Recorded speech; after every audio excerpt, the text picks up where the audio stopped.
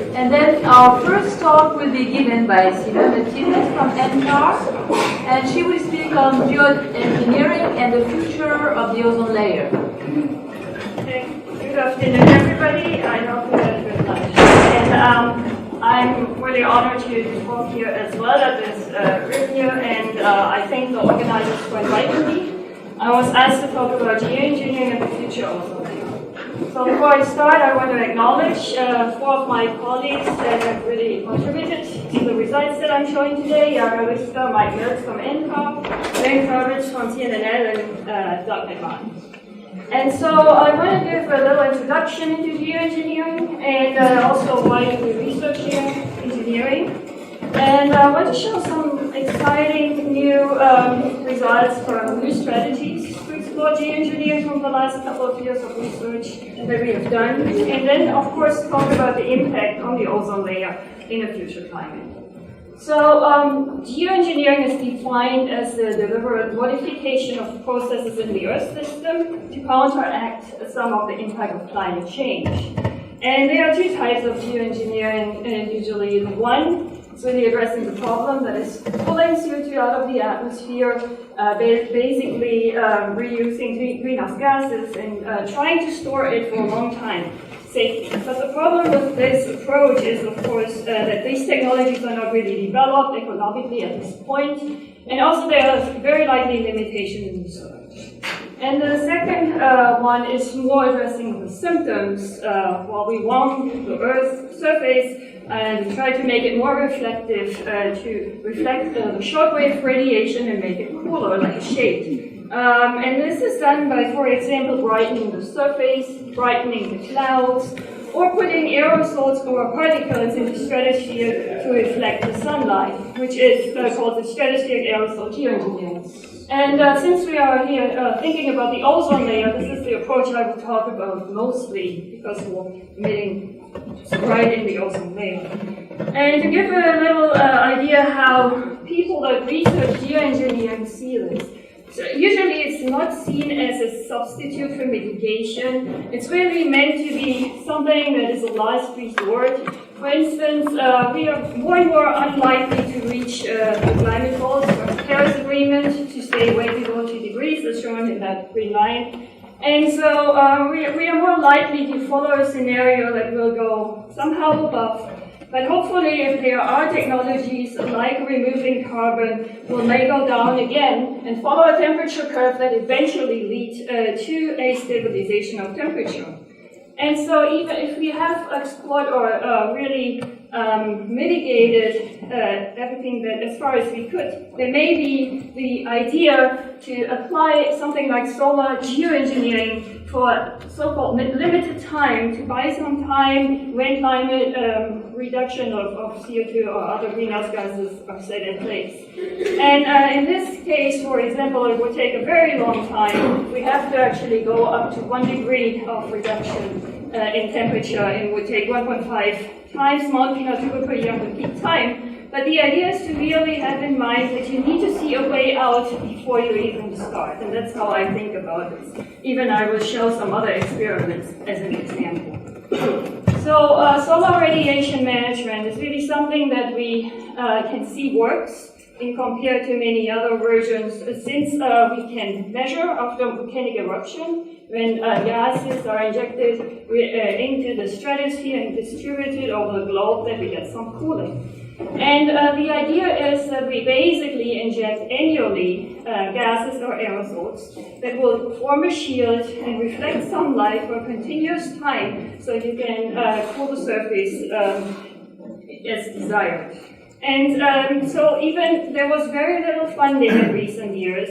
After the paper from Paul Crutzen in 2006, there was a lot of effort going on science and geoengineering. There were model intercomparison projects started, and people mostly with more simple models, GCM, have looked into the side effects and the problems and also the benefits. And what you see here on the left is an example of those scenarios, a high CO2 pathway. We see the warming from the control. And on the right, we have the same high CO2 pathway, but we dim the sun globally in the models, and you see that we fairly reduce the temperature back to the control. So we can look at what are the benefits and side effects and risks. And from these studies altogether, I want to mention the main, because there are many in both directions, but definitely the main benefits are that we do reduce the heat waves and the excessive flooding we would have from climate change, reduce the Arctic sea ice melt, reduce sea level rise, and altogether climate impacts. And we also, as a maybe benefit, is the nice sunsets that were mentioned yesterday from Montreal, I think. Where we have aerosols in the stratosphere. But there are known side effects, and certainly unknown that I cannot list, and uncertainty. And for example, you already see that this is not quite perfect, since if we dim or reduce the shortwave incoming radiation, we cannot perfectly counteract the warming of the greenhouse gases which are acting in the long wave. You already see that you have a warming in high latitudes and an overcooling in the tropics. So it's not perfectly, and there are cases like the Arctic is still slightly melting and so on. And we do have regional climate change, and also due to uneven cooling, it's likely to get shifts in precipitation pattern. They may impact the monsoonal precipitation, for example, or reduce rainfall. And of course, for this audience, we have seen a delay in the heating of the ozone layer, and I will talk about that more in the second or in the third part of this talk. And then there are other impacts that may be positive or negative impacts on agriculture, may be actually beneficial in some parts, crops, and the biosphere is very much unknown because there's very little research done at this point.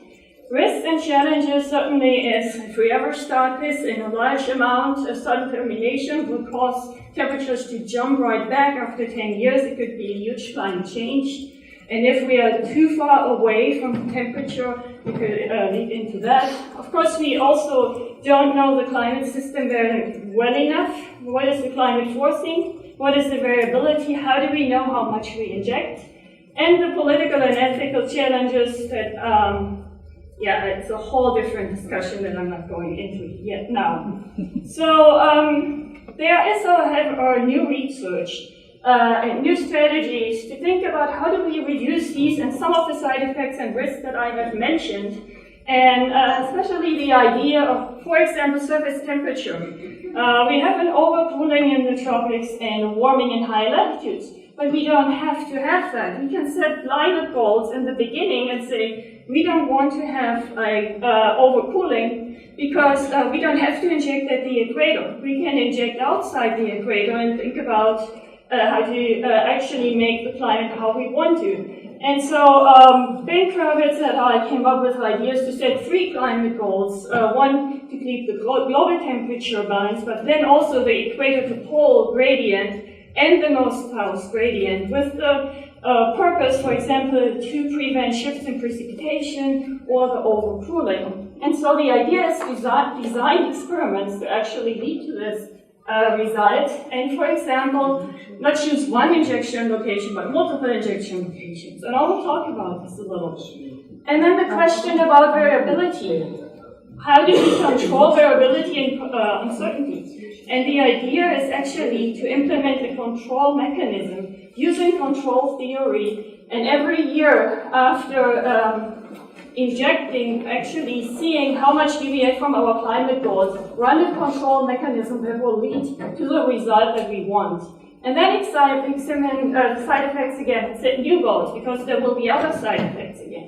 And that sounds maybe easy, but of course we are working with the climate system, with the real world. You inject SO2, for example, that will get chemical modified, it will get transported. Can we actually control our climate with such a complexity that it works? And we were actually challenged to do this, and we used our webcam model and said, well, try to see if that works. So we used the webcam model from ENCA and made it so that we can actually have processes that are important to do this. So we have an interactive model that has a well-resolved stratosphere, so the dynamics, interactive quasi-biennial oscillation, aerosol model, and chemistry coupled. And also, we couple to the ocean, to the ice, and to the land to get the interactions. And the idea is now, can we actually control the climate in the way like described ahead? So we have to understand our system. And what we did was a system identification. We injected in different points aerosols for 10 years on, or SO2, so sulfur, and looked what temperature response do we get at these different injection locations over the stratosphere. And we figured out that we only needed really 4 to control the gradients of the surface temperature from North 2000 from equator to the pole using these 4 points here. And then we have a correlation that we identified between the injection location and the temperature response. And if you invert it and you want a temperature response, then you can apply it. This is complicated and can talk about it more if you like. So, however, we did this experiment and we weren't sure if it works because can we actually do this? And so what you see here, we run an example of an RCP 8.5 scenario. And again, I will stress that this is not a scenario you would ever apply for geoengineering, but it really would lead you to a very sudden stop if you wouldn't continue it. But it was for understanding how far can we actually go with those projections. And what you can see is if we, every year, we run 1 year, we run a feedback algorithm with our control algorithm and identify what injection we need and what location and how much. And we actually achieved that the global temperature stayed very much how we wanted, but we didn't know, or we didn't have to know what emission scenario we'd go. So this is a way to really counteract, even if you don't know what emission scenario will be ahead of us, to be able to apply this without changing much of the variability in applying geoengineering. So what we ended up with actually was, and again, a huge amount of injection. We made it actually up to 50 teragram of SO2, about 5 pounds a month in our tuber to counteract 8.5. And we can now, and actually interestingly, we injected mostly in 30 south and 30 north, and not so much actually at the equator, which is an interesting result. And what I want to show you is a movie now that we actually achieved the climate goals. And what you see on the left is the RCP 8.5 scenario, annual varying temperature here, actually monthly over the year. And they are all normalized to 2020. And on the right is our feedback simulation. Stop it, huh? There you go. And you actually see that we are not getting this overcooling in the tropics, we get not the warming. If we looked at sea ice, we recovered it, we looked at other quantities, but this is only one run. So to really say what is the significant outcome, especially in terms of precipitation, we actually ran 20 of those ensemble members, and we're just starting to do this. I now come, hopefully I do have a couple more minutes, because the impact on the stratosphere is what we also analyzed in these runs. And so I hope I have a couple minutes for this, because the impact, certainly we put aerosols in the stratosphere, these experiments, and what you actually see is on top of the climate change here in the mid-century, when we apply it, for example, we get a strong warming. And we also, in the upper troposphere, in the tropical stratosphere, and we get a cooling in the tropics, which also shifts the tropopause down, and it heats it. And we also get changes in dynamics. For instance, we get a slowdown in the rhodopsin circulation before underneath the injection, but we get a speed up above, and we get stronger polar vortices. We see a cooling in high latitudes. This has implication for chemistry as well. So first of all, for water vapor, we almost see a doubling in water vapor in this case. And we heard yesterday from Karen that that has impacts on the troposphere. We do get a change in chemistry. And if you look here, this is the net chemical production of ozone in the colors. And on top is the ozone loss rates that are changing. So we actually get regions where we get an increase in the chemistry because the Mach cycle is actually reduced. But you do get an increase in the Hawks and the Bloch cycle. And so despite the chemical changes, though, we see that ozone is not changing the same way because it's strongly impacted by the dynamical changes. And only in the southern hemisphere it reaches some impact. So you can see the change in column ozone in the high latitudes.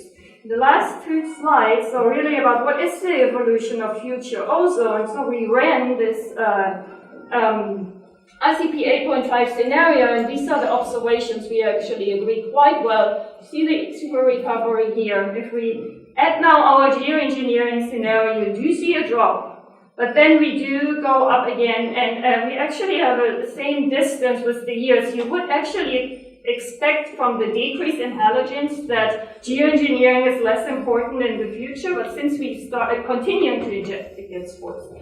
And the last slide before my conclusion, the March ozone loss here over the polar cap shows, again, a really good agreement with our model, and actually very little change. We do see some change in the beginning, but then it seems like really the impact of the dynamics is much stronger than what we would expect from this chemistry, and we do see that it doesn't really impact the March ozone loss anymore in much of the future, and even in general over the mid-latitudes we see more ozone, which has of course implication for UV, which may even make it worse than super recovery in some cases. So I have shown that we restored in our climate model the climate with these new strategies, but there are certainly impacts on many places, and we have to investigate it, but also on stratosphere chemistry and dynamics. We see a clear delay of the Antarctic ozone hole and small impacts elsewhere. But we think that there was very little research money, and the research program would be really needed to explore these options if there ever would be considered in the future, and there would be much more to be thinking about that hasn't been done at this point. I want to stress one more time, this always has to be in combination with mitigation and decarbonization to be ever considered. And thank you for your attention. Unless you have a very urgent question one? No? Okay, so we are going to move on for sake of time. Thank you.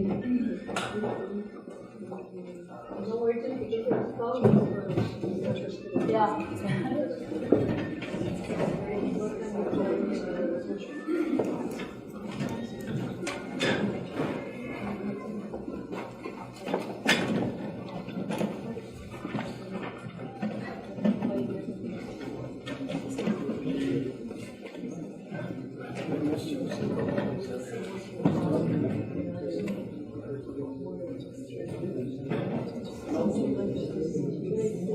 So we are going to move from the ozone assessment to the IPCC, and I'm pleased to introduce Valérie Masson-Delmotte, who is the co-chair of the first working group of IPCC.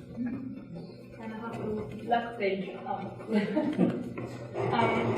So I wanted to share a few thoughts about differences and similarities between the success of the Montreal Protocol and what is ahead of us for the IPCC. I first like to show the change in atmospheric concentrations. This is a slide from NOAA, and you can see the continuous rise in CO2 concentration, methane concentration, and nitrous oxide concentration in the atmosphere.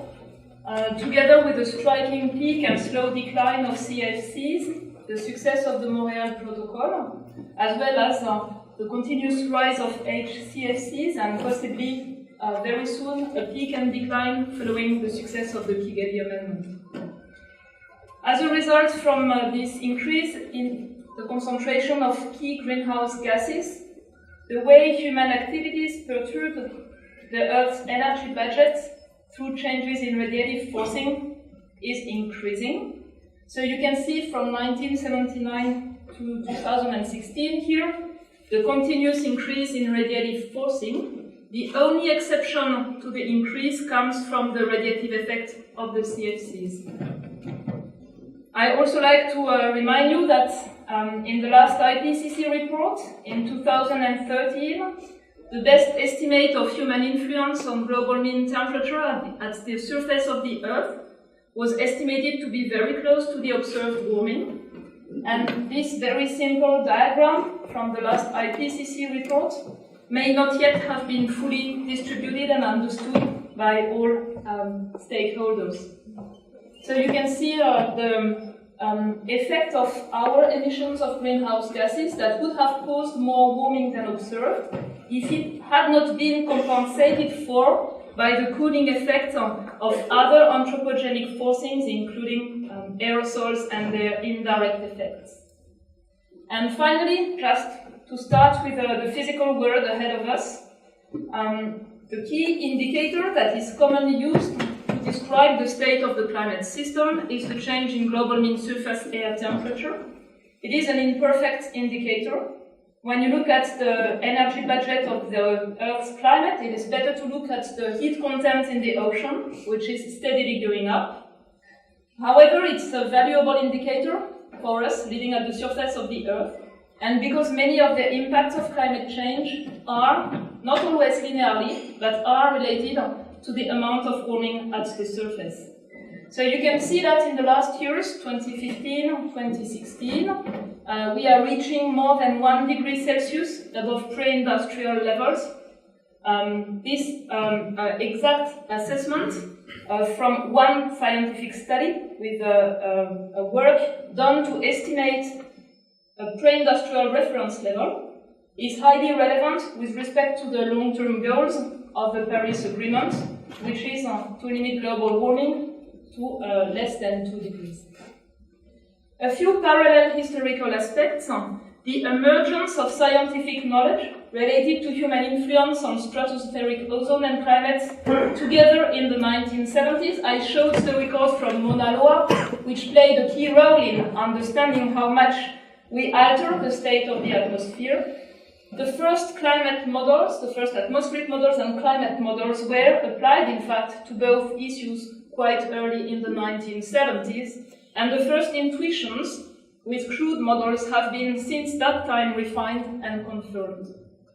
There are differences in the science policy interface in that the Vienna Convention for the protection of the ozone layer was established first, and then the UNEP WMO framework for the international scientific assessments on ozone depletion.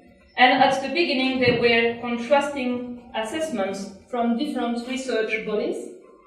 The approach was different for climate change, and IPCC was established as an intergovernmental panel under the framework of WMO and UNEP in 1988. It delivered its first report in 1990, and the United Nations Framework Convention on Climate Change on the policy side started in 1992 with a key dates such as the Kyoto Protocol or the Paris Agreement. So there are parallel historical aspects, differences in the relationships between knowledge production, structured expertise and international assessments, and coordination of international policies. But there are also, for me, major differences. With respect to climate change, vulnerabilities, impacts, adaptation options, mitigation options, we have an unprecedented level of requirements for interdisciplinarity and multiple approaches for the scientific assessment. We are dealing with emissions of climate forces from all sectors of activity, so multiple dimensions of actors, industries, governments. The level of complexity to understand, for instance, the role of human influence on observed climate changes is also extremely large. Disentangling the role of natural drivers, the role of natural climate variability, and the specific impact of human influence remains challenging. I showed you one example of success with respect to global mean temperature. Challenges go larger when you reach regional scales or individual extreme events, such as very intense hurricanes. There's also a different perception of risks. I think for a long time, the public understood climate change to create remote risks for the long term, while for the ozone destruction, there was a perception of urgent risk for yourself. There are also major differences through the diversity of response options and solutions, which differ for regions, for sectors, and there are also multiple levels of governance at play. I want also to stress the importance of ethics and equity in understanding the multiple dimensions of responses to the threat of climate change. And finally, and last but not least, the role of merchants of doubt, clearly identified and demonstrated, which on purpose try to damage the reputation of individual scientists knowledge production by science, and the IPCC as well. We will celebrate next year in Paris in spring for the 47th session of the IPCC, its 30th anniversary, and it's timely to think about the future as well. A few key points. We need to have a clear communication of findings, headline statements. The 20 questions from the ozone assessments are remarkable in expressing complex issues in a plain language accessible to all. We need to communicate findings to teachers so that we can also use IPCC assessments of the best state of knowledge for the young generations worldwide, to give them a toolbox to understand and to act. We need to strengthen our relevance for a diversity of end users, including practitioners from cities, from the industry, from finance, not just governments. We have a question mark for funding. The IPCC is working with a budget of 4 to 10 million Swiss francs a year. The budget is required to to support travel of experts from the Global South to panel sessions and to lead author meetings. The budget has relied on a very small number of funders of governments, and the US in the past have provided about 40% of the funding for the IPCC. It may stop, and we have a big question mark on the future of the funding of the IPCC ahead of us. There are other issues, such as the 5-year cycle for the global stocktake of the Paris Agreement, and the discussion about an alignment of the IPCC assessment cycles to those of the global stocktake. There are pros and cons, and I would like to hear from you about your perspective on that. One risk is the academic freedom to assess science development. One pro is, of course, being relevant for end users' need ahead of negotiation steps. There are obviously key scientific intersections, and high-level experts strongly involved in assessment of the ozone depletion and recovery, such as Susan here, also played a key role in the IPCC assessments. There was a joint special report on safeguarding the ozone layer in 2005. The key intersections touch ozone-depleting substances and stratospheric ozone as climate forces. The fact that emissions of CO2, methane, and N2O affect stratospheric ozone through changes in stratospheric temperature, the climate response, including water vapor, but also the production of reactive gases which affect ozone chemistry. The importance of well-mixed greenhouse gases and ozone depletion to change low stratospheric temperature, and understanding their respective roles for recent trends and future ones. The fact that, as shown just before this talk, solar radiation management scenarios have implications for stratospheric temperature, circulation, and ozone. And the fact that ozone depletion and human influence on climate may have counteracting consequences for southern hemisphere circulation changes and regional climate, including Antarctica, on the near term and the long term. I looked briefly at how ozone was treated in the last IPCC assessment report. Only few references in the summary for policymakers. I just wanted to share with you how it was addressed in the technical summary. It was addressed in the drivers of climate change, the fact that emissions of ozone-depleting halocarbons very likely cause a net positive forcing, as their radiative effects outweighed that of ozone depletion. The second item was the role of stratospheric ozone in understanding the climate system and its recent changes, and medium confidence that stratospheric ozone depression has played a role on large-scale atmospheric circulation shifts, the poleward shift of the southern HPCL, but also the positive trend of the southern annular mode in Austral summer since the 1950s. I have to say that I work on ice cores, and we tried hard to place very short instrumental records from Antarctica in a broader framework. We now have Antarctic temperature reconstructions for the last 200 years, the last 2,000 years. Most of the changes in the last decades still are within the range of natural variability, with one exception, the trend in the southern annular mode and the implications, especially for the peninsular climate. There were also references to stratospheric ozone for projections with respect to the possible counter effects of greenhouse gas emissions and stratospheric ozone recovery for what will happen soon for the Hadley circulation and the meridional position of the southern hemisphere storm track. I may summarize that in other words, there might be more unpredictability on the near term due to these contrasting effects. And then for the long term, implications for ozone recovery of different scenarios, and the fact that there are potential large implications for climate projections for southern hemisphere continents with large uncertainties at the time of the AR5. And finally, the possible risk of climate geoengineering methods were assessed for the first time in the last IPCC Working Group 1 report. And one side effect that was highlighted was a risk of stratospheric ozone depletion associated with aerosol injections for solar radiation management. New research is under development, but we still will have to deal with cross-cutting issues for the coming assessments about observed changes, about process-based understanding, model skills and their fit for purpose, our confidence in projections both for climate and for ozone, the detection and attribution of observed changes, especially for circulation characteristics. We need to be coherent with respect to the radiative efficiencies and other metrics, such as global warming potential, atmospheric lifetime, and we have an opportunity to provide actually regular updates building on the pace of the ozone assessments and the pace of the IPCC assessments. I think we also need better coherency with respect to the use of scenarios for long-term projections and more detailed description of the socioeconomic pathways which are now used as a common baseline for climate projections.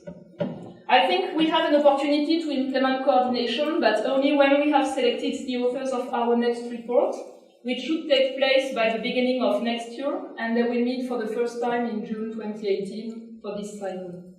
Just to justify why we need IPCC reports beyond the policy side, I can also justify it by the amount of knowledge that is being produced. This is a very quick search on Web of Science about the number of peer-reviewed papers with the keyword climate change. From multiple disciplines, we are now at more than 20,000 papers published a year. It's well beyond each of us to be able to follow that, beyond a very narrow expertise area. And I think that this is why, more than ever, we need a rigorous, objective, exhaustive and transparent assessments of the state of knowledge. For the sixth assessment cycle, we are entering in another world, and we are working with governments deeply involved in the 2030 international agenda. So we are expected to deliver outputs relevant for the global stocktake of the Paris Agreement in 2023, with respect to adaptation, with respect to mitigation, and the multiple dimensions of response to climate change. We are expected to also contribute to the new urban agenda and the climate knowledge for resilient and low-carbon cities. We are expected also to contribute to the Sendai framework for disaster risk reduction, building on new knowledge, and finally to interact with the diversity of sustainable development goals. And climate action is the goal 13, but it has multiple interactions with all the other goals, either through the impacts of climate change or through the impacts of response options, adaptation, limits to adaptation capabilities, as well as mitigation options which can act on poverty, hunger, biodiversity, etc. So there's more than ever a need for scientific knowledge, for risk assessment on one side, and for solutions on the other side, solutions being risk management, adaptation, mitigation options. Our work schedule is extremely heavy. We have received 31 proposals for special reports during this cycle, and the panel has agreed to prepare 3 special reports, one on global warming of 1.5 degrees Celsius. This is an answer to the invitation of COP21. The first order draft is now under review. The report will be delivered for the September 2018. The approval plenary is scheduled in South Korea, beginning of October next year. It is expected to inform the facilitative dialogue of the UNFCCC on the mitigation side. We are also preparing 2 special reports on the oceans and the cryosphere in a changing climate, across working groups 1 and 2. So it's looking at the physical world, the impacts on the biological world, and the impacts on human populations which depend on these interactions, and options for resilience and adaptation, as well as a special report across the 3 IPCC working groups, like for 1.5, on climate change and land. The main assessment report is prepared for 2021-2022. We have changed the usual timeline. We start by the first working group, then the mitigation of climate change, the working group 3, and only at the end the one on climate change, impacts, adaptation and vulnerability. This is intended to allow more time for the authors of the assessment to work on the coherency between new climate knowledge used for impact, vulnerability and adaptation assessment. And all these elements will feed a synthesis report which should be delivered in April 2022 to inform the global stocktake of the UNFCCC scheduled in 2023. We also co-sponsor a conference on cities and climate change science. It will take place in Edmonton, Canada, in March next year. And the role of this meeting is to trigger the production of new scientific knowledge, building on the academic world, as well as the world of practitioners working in cities, so that this new knowledge is available for the next IPCC cycle and the next special report on cities and climate change after 2023. We have a complex process for the preparation of reports. It is long. It starts by the scoping to define the chapter structure and indicative bullet points, and then this is approved by the government delegates. We then launch the call for authors. We select them on the basis of expertise, but also regional representativity, renewal, and gender. And these authors then freely develop the different drafts of their reports, which go under review by the scientific community and experts nominated by the governments. And at the end, our summary for policymakers are approved line by line in a plenary session with government delegates. And the whole process takes 2 to 4 years, depending on the report. I would like to describe this as a co-construction. At the beginning, we listen to the end user needs. Before the scoping, during the scoping, and we also work on the new knowledge that is emerging on the science side. We need to keep the IPCC reports attractive to high-profile researchers. They need to be interesting. They need to be different outlines through time so that we attract volunteer authors who will dedicate a huge amount of time to write the reports, and volunteer reviewers who will dedicate a huge amount of time to review the reports. So far, this was successful at the beginning of the AR6, and we could only select 1 person out of 7 to 1 person out of 10 for the various nomination phases, which have already passed. The last call for nominations for the AR6 is open now for the authors of the main working group reports, and it will close on October 27, so in about a month from now. I just wanted to show briefly the outline of the main working group report. These slides, I think, will be available to all participants, so you can have a look at the outlines of the special reports. They are in the next slides, but I will skip them. And I want to focus on the main assessment report for the working group 1. In the past, for the AR4, the AR5, it was organized by tools: observations, process understanding for the carbon cycle, for instance, or for clouds and aerosols, and then model evaluation, and finally the use of models for detection and attribution, near-term and predictions, long-term projections. And in the AR5, we had 2 synthesis chapters, one for sea level and one for regional information. In this case, we propose a different approach.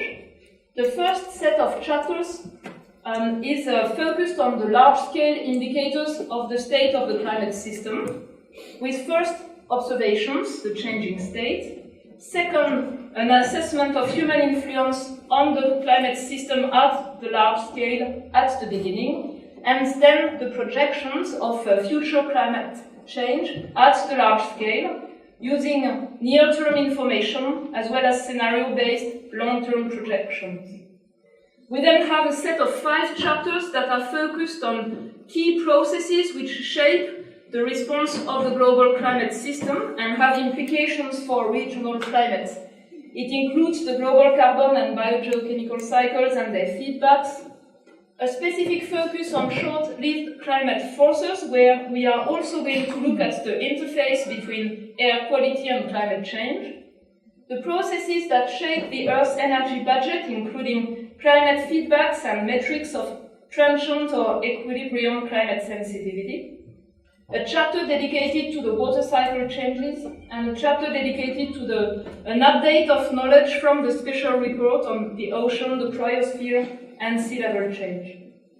A main difference between our working group report and our special report will be the availability of new climate simulations organized within the Climate Modeling Intercomparison Project Phase 6.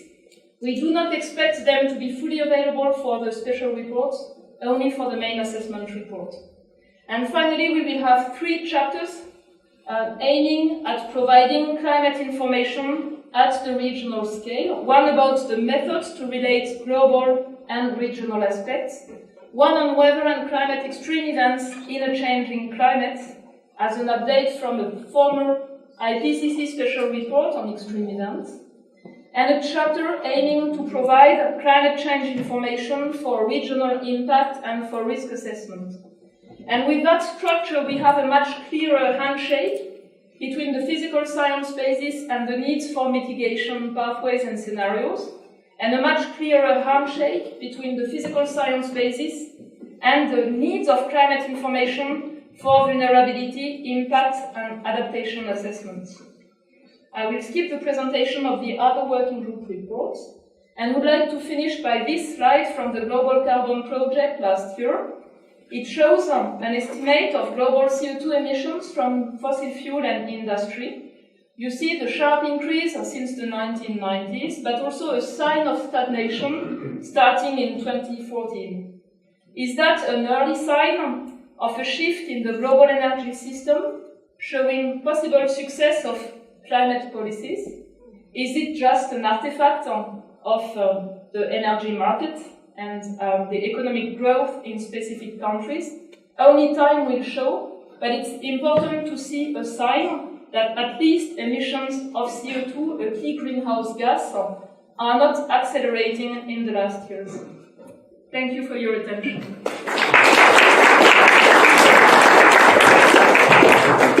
Thank you very much, madam. It was very detailed and interesting question. So, Irina? Thank you very much for this very important talk. You mentioned from the very beginning the difference between the ozone Montreal Protocol and the climate reports is that addressing the local and immediate impacts on the people, right? And so that's who our receivers of this message are. So how are you projecting to target these people? You mentioned something about showing how the regional impacts going to be contributing to the global change. So I think this is a very important question for people to know what's happening in their home. Yes, I think one element of that is having enough scientific knowledge so that we can show how much of recent changes occurring in different regions of the world have been or not affected by our human influence on the climate system. And research has been evolving through time. So even the last IPCC report has highlighted that recent changes in many regions in terms of trends have already been affected. It has also already been the case for heat waves or extreme rainfall events, but we still have a number of question marks. Methodologies are being developed. There was a National Academy of Science report about attribution of extreme weather and climate events, and this will be assessed in the next IPCC report. Thank you. So we Just a little question or remark about one of your slides where you identify differences between Montreal and the climate issue. And you put in the list the margin of doubts. Now, we forget about it, but during the ozone issue, there were a lot of margin of doubts and a lot of people, we haven't been talking much about them, but there was a strong community industry at the beginning. Later on, a number of individuals. And what is interesting is those individuals are very often the same ones that resurfaced after they lost their battle. They resurface in the ozone, in the climate issue, and very soon probably they lose their battle also. Yeah. Just one last. Sorry for that. Thank you very much for your comprehensive presentation. I just have a question. You mentioned that next year will be a celebratory year, and also it will provide an opportunity for reflection on what perhaps can be done. What is the future of IPC? Sorry, I always confuse the two because there are two actually bodies. What I want to ask is, I guess the Secretariat has a very limited flexibility even in providing these headline statements that are going to be very important for conveying your message to the general public about what is climate change and how it affects their lives. My question is, in an event, if a big donor country like the US, for example, don't provide these funds to the IPCC, would that be an opportunity for you to reflect whether the whole structure can change? Because if it cannot provide 40 or 35% or 25% of the funding, then perhaps this will give you a way of an opportunity, a window for thinking how the whole system can be reformed. Is this something that the Secretariat would put on the table? Are you suggesting that there would be benefits to a major crisis? Yeah, I think it's, on my perspective, and especially with respect to the involvement of authors and scientists, my own responsibilities only in the preparation of the report. I would rather like a more conservative approach, avoiding crisis, so that we can protect the authors from these considerations about funding and finance and so on, and leave them with the best possible availability so that they focus on the assessment of the science. So just to tell you then that in your slide about the differences, you have to add that the scientific assessment panel is not being paid, and there is no direct... The bureau members like me are not paid. The technical support unit for the preparation of the report is funded by the governments of the co-chairs from the relevant countries. At the moment, Working Group 1 is France, Working Group 2 is Germany, Working Group 3 is the UK. And the authors work on a volunteer basis. When they come from the north, their trips are paid by the governments or institutions. When they come from the Global South, it's paid by the IPCC Trust Fund. And the reviewers are not paid. And I would like one person, if possible, to be able to assess the value of this volunteer work. It's amazing compared to the limited costs of the whole operation. Yeah. Thank you very much, Valerie. And we have to continue. Thank you. And the question of Guy has introduced the future talk about politics and climate and ozone. So now we will have the last talk before the coffee break, which will be given by Rainer Grundmann. Thank you.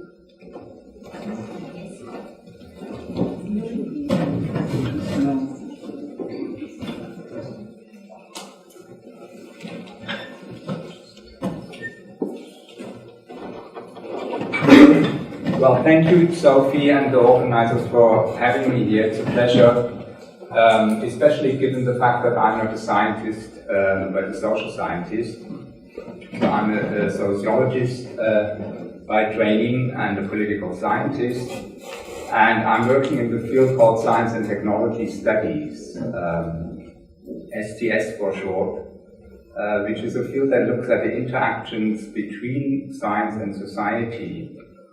So what we do is describe, analyze, interpret, and sometimes evaluate what science does or what scientists do. And that means we are taking a step back and try to get at a bigger picture. I will not only talk about science in my talk. About 20 years ago, a bit more than that, I think, I did interviews with some people, including some people in this room, that led to a book called Transnational Environmental Policy. There you see two versions there. The first version was published in German and came out in 1999. The English version came out in 2001. And I have, by the way, I have a free PDF if you are interested in read German. I can send you the German book for free. Ever since I did that study, so after that I went into, for me, the obvious question, what about climate change? And can we transform the success of this case into another case? So I wrote papers comparing both cases, and the comparative work already started in this book, which was a comparison between the US and Germany, carried on, so there are always sort of country comparisons and case comparisons in the work I'm doing. I have to say, I was like probably several people in this room of the opinion at the time of the book and afterwards that the Montreal Protocol indeed is a role model or exemplar for climate. I changed my thinking on that and I try to explain why. So what I want to do here is look at the similarities between both cases, look at the differences, mention something we scientists call the linear model of the science-policy relation, introduce that curious term of wicked problems, and then say something about the different political options we see in both fields, which to me is crucial to the understanding of this issue. So the similarities between both cases, I guess there are more than that, but these are among the salient ones, is that CFC or ODS and some greenhouse gases have a long lifetime. So if you accumulate these substances, the problem will get worse over time. So there is a sort of urgency in terms of policy response implied here.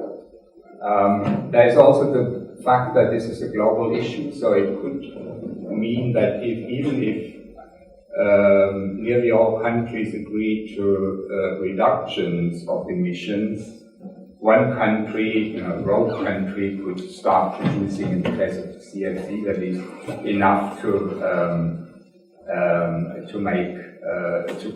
recreate a problem. Well, I guess with greenhouse gases, it's a slightly different story. So you need to think about this on a global scale, because no matter where the point of emission is, this will travel around the globe. In both cases, we saw resistance from interest groups. Not only, well, I put lobby groups there, and the question was just raised at the end of the last talk about merchants of doubt, and Kevin frankly told us today, he's no longer here, that in his Alliance for Responsible CFC policy, they tried to find the holes in the ozone theory. But there was a lot of doubt created, not only by the usual names that are lifestyle skeptics or contrarians, but interest groups. On the other hand, there were some NGOs advocating regulations, not very many. Greenpeace, for example, came to the show very late. In the US, it was the NRDC, and you have much more activity on that level in climate change. The question about scientists' role in this was already thematized. I can't remember in which talk, should scientists be more vocal? And certainly there were a handful of scientists in the ozone case that were very vocal. And this was perhaps more effective than in terms of getting public awareness and policymakers to do something compared to scientific assessments. That's debatable, but that's what people refer to when they say there should have been more visibility of scientists in the climate case, which was, of course, partly prevented through the construction of the IPCC, which is a sort of consensus body that will prevent extreme positions to the air, ideally. So science is, and scientists are important in this story. I will tell you later that it will not suffice to understand the differences in both cases. Now, the unification of the science assessments, and you see there the logo for the UNFW and model reports, which were done for ozone. The idea behind that was that you get a common voice of science speaking the power with one voice, not having different reports from different countries that come to different assessments. And that was repeated in the IPCC because the thinking behind that was if we have one position to be communicated to the policymakers, this will be more effective.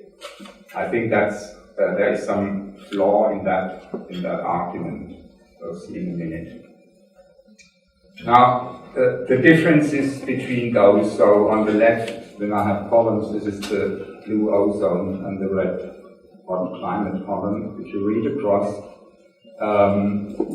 CFCs were a class of chemicals not produced by nature. Now, greenhouse gases are partly naturally. You could identify CFCs as the main cause of ozone depletion, and you have other drivers of climate change, changing patterns in land use, for example. So focusing on CO2 may be problematic for political reasons, and the science tells us that it's about, as I said, I'm not a scientist, what I hear is it's roughly half of the climate drivers in total, but the long-term important one because of the long-lived nature of CO2. Now, CFCs were, of course, only a small part of economic activity, and greenhouse gases are part of society's infrastructure, so we all rely on a carbon-based economy. There is a statement by Robert Faulkner, 5 chemical firms in 4 countries dominated global CFC production, and of course that's not the case with CO2, so it's every country part of that global carbon cycle. Substitutes for different applications were available and at low cost. That turned out to be true after the fact. Industry resisted very long, saying we cannot produce adequate substitutes that are cheap enough. So it will lead to the loss of jobs. That was the argument in the 1970s in the United States. So we know that this was not true, and some people like to think that we could do the same with CO2 by just making it maybe more expensive, driving it out of the market, and then we will realize how cheap the alternatives are. This is not on the table, I don't think. So the costs are high, especially if climate sensitivity is high. So if we get to 4 degrees as a result of doubling, this will cost much more compared to 1.5, clearly. But we don't know. For 30 years, there is no progress on that range of estimates. The differences have also to do with the communication of the problem. So there was the simple fact of an ozone layer and then the shock discovery of the ozone hole. We heard a lot about that, and we saw pictures like this animation. This focused attention, especially as it was not expected. No one expected that. It was a true shock. It occurred shortly before the Montreal Protocol. It wasn't clear if this would go on. What would the coming years bring, because there was no understanding of it.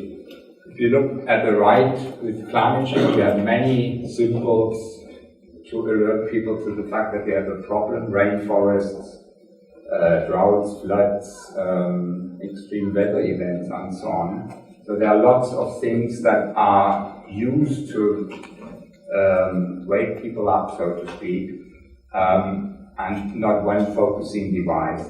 I thought for a long time this was the key difference, and if we had a hot crisis, we would see some action. But of course, we got many crises. The problem is none of them is unexpected. We are discussing about these things all the time.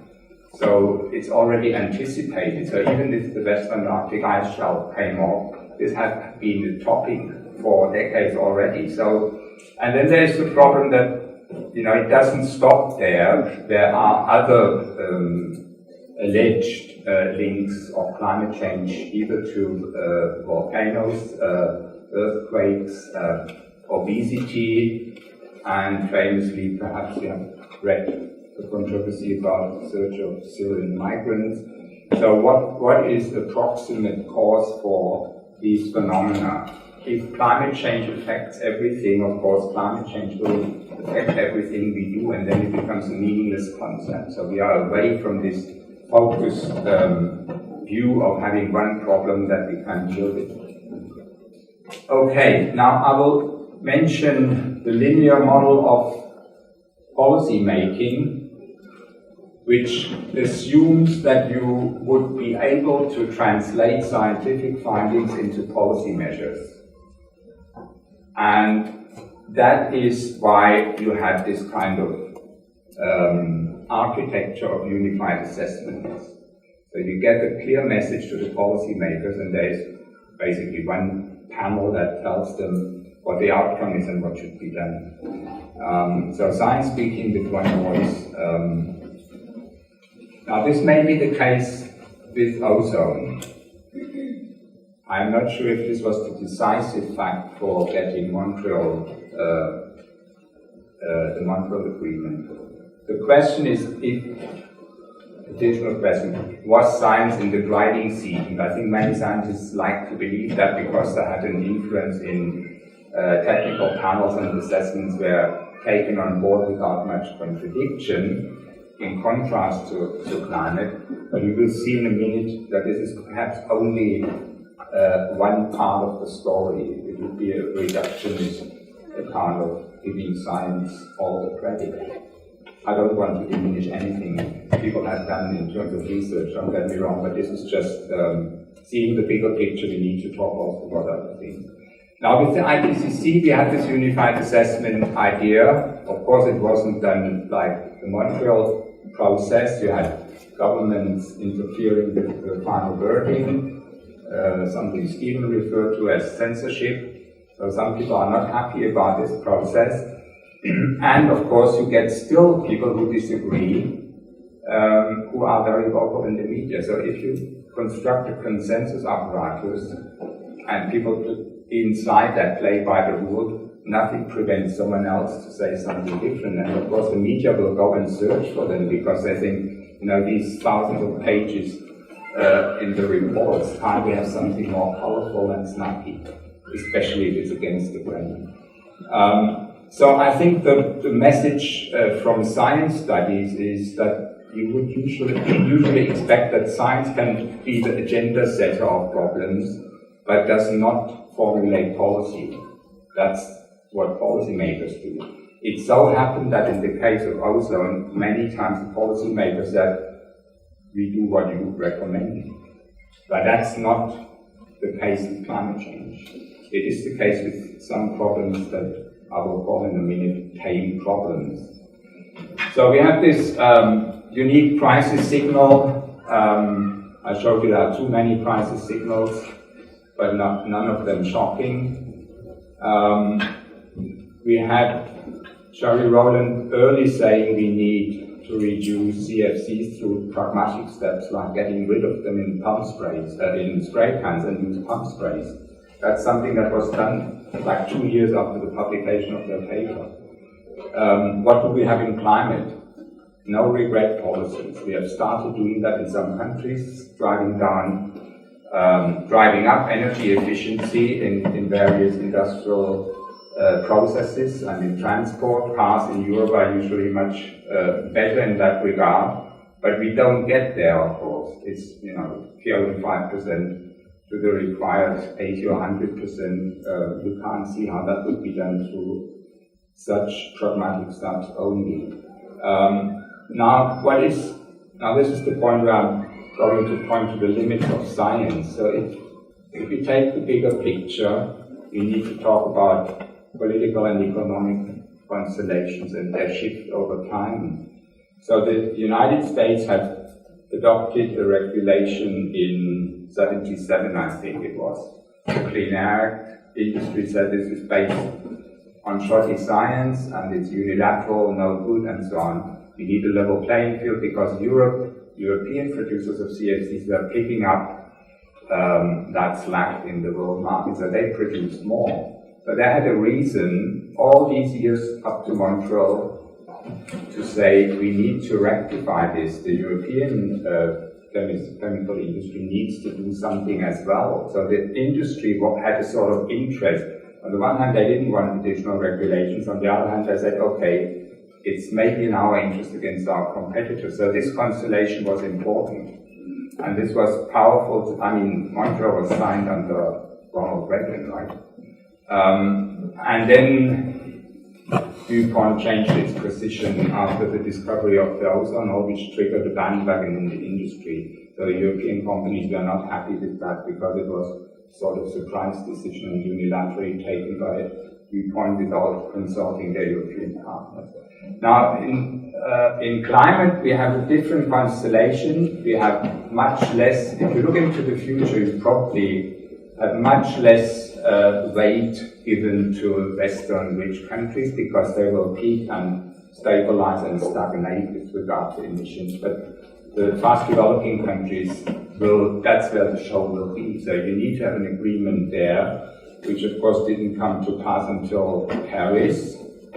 We can discuss that probably in the round table. But just so much, this was a symbolic victory, unexpected, but it is in a way toothless. It's not like targets and timetable that Montreal had, and that was still the architecture of Kyoto, because developing countries would not agree to that. And the US was wavering, and the Bush government withdrew from Kyoto, quoting economic unfairness or economic uncompetitiveness if you enter that treaty. Sometimes this was combined with scientific uncertainty. I think Bush mentioned that there is some doubt about it, but Trump didn't, and I think it's an additional argument. I think the interests lie elsewhere. It's not that science skepticism has won. It's motivated by something else. So that's the difference between the two cases, and I can't see that there's anything structurally, economically driving towards something that is meaningful and will be implemented. So it's down to what the countries pledge, and that's where we are. In a way, it's a success because people have admitted that we have probably been dreaming for too long. Now, last year I published a paper that's unusual for social scientists, publishing in Nature Geoscience. So this is the wicked problem, and so this goes, if you haven't heard it, think of wicked as intractable. The example, so this comes from scholars in urban policy, where they deal with situations that you cannot really do city planning because there are so many variables that are out of your control as a politician or policymaker. Unemployment, drugs, housing, school, education, health systems, and so on. So they call them wicked problems. Now contrast this with the tame problem, which is when you have succeeded solving the problem, right? So equations or in games like chess, you know that you have succeeded or not. Now with climate change as a wicked problem, we don't know because the targets and metrics are politicized and tend to change over time. And even if you think of the targets as scientific targets like surface temperature, or ocean heat content, or carbon budgets, they are all scientifically defined, but you reach different conclusions in different timescales, depending on what you take as your guiding instrument. So the argument there is you cannot solve climate change, you only can manage it better or worse. So you need to have some idea about direction of travel and what does progress mean. So I would generally say decarbonization is what we should aim at, but we cannot have metrics or anything precise like we have in the ozone example. So this is the two-column contrast between them. The obvious solution in ozone is going back to a world without CFC emissions, and we know how that world looked like, and we are doing that. In that way, it's the same problem, still immensely complex and fraught with controversies, as I said, but it's a different class of problems. In climate change, there is endless debate of what progress is and what a solution is. And even if we could do technically, but if we technically were capable of reducing, the debate would then be perhaps with geoengineering. What is an optimal climate? Would we agree on that? Is it 1 degree or 1.5 or 2 or whatever? So we cannot eliminate greenhouse gases, we can reduce them, and we need to address other climate drivers. So it's a sort of policy mix that is at stake here, and it has different levels of decision making. Now, with Paris sending us back to national regulation, this means different countries will do different things, which is good because this will give them the potential to tackle the things that they, what they think can do best or quickly or most economically. But at some point, this will hit a barrier because if we need to decarbonize completely, this will not do it. But we cannot revert to the policy on the left. We cannot ban the class of industrial chemicals, in this case, greenhouse gases. This is not possible. Okay, now let's look at the political options.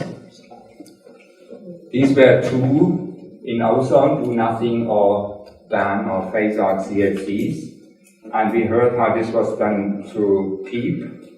So there's the quote from there, which is very nice. PEEP provides technical information related to the alternative technologies that have been investigated and employed to make it possible to virtually eliminate use of ozone-depleting substances that harm the ozone layer. So this is a technical description of the task. Now think of applying that to climate, and I can't think how this could be done instead. I listed 12 policy options. There are many more. I don't start with switching off the lights or recycling or things like that. Just have a look at these. So it starts with nuclear power, renewable energy, taxes, emission trading, carbon capture and storage, zero carbon energy systems that are cheap, adaptation more seriously, develop geoengineering, right? Becoming vegetarian or vegan, restricting population growth, abolishing capitalism, abolishing democracy. Now all of those are in public debate, and for all of them are scientific papers. It's not only crazy journalists or NGOs. For all of them is some kind of scientific backup to show that this would make a difference. Now, there are policymakers who subscribe to some of them. You may have your favorites. Some of them are incompatible, clearly. Some economists think you should only have one policy for one problem, that is taxes. Policymakers don't rely on that, but they have always a combination of things depending on what they can sell at home. But this is the difference. So we can't have the sort of technocratic solution that was so successful in the Montreal case for climate.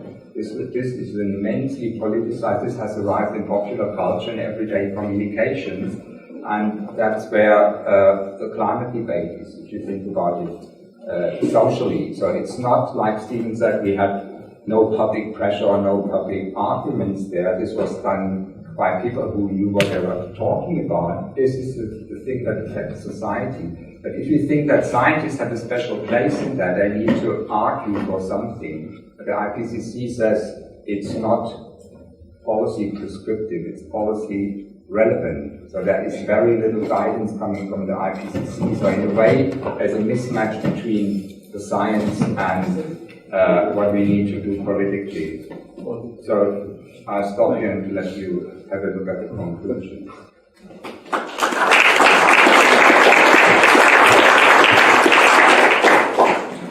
Okay, so we can have a short question because we will have the roundtable later. So.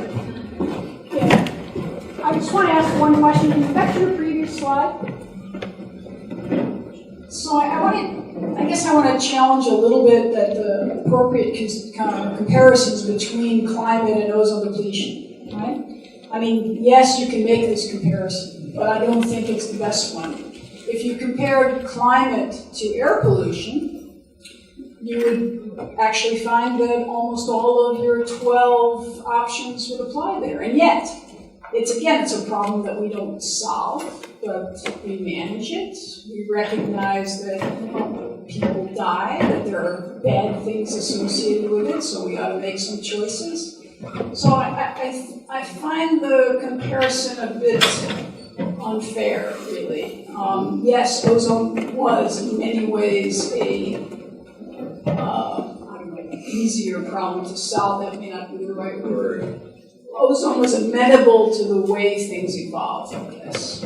But it isn't the only example of an environmental problem where we've actually made tremendous progress. And look at the progress we've made in air pollution. And yet, I could take all your 12 things and say, well, this means, you apply that, every one of those apply to air pollution pretty much. So would that mean we couldn't address air pollution? That doesn't seem right to me. Well, I don't think I said we can't address climate change. I said there is, in the technical sense, no solution to it. We can manage it better or worse.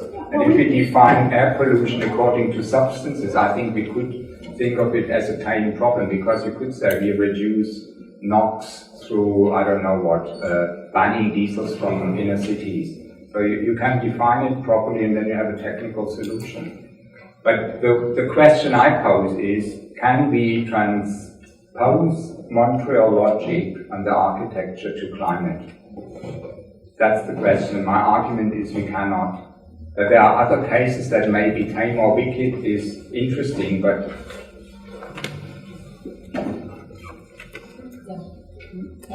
So we leave for the next session?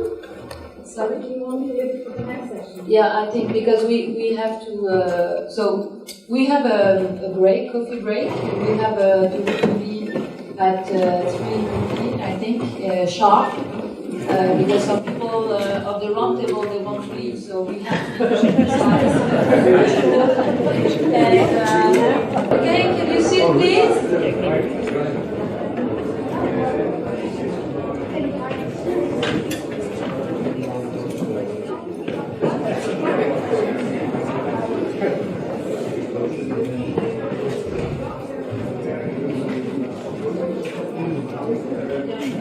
So now we have a roundtable on what lessons can be drawn from the Montreal Protocol for the Paris Agreement. So we had already some talks about that.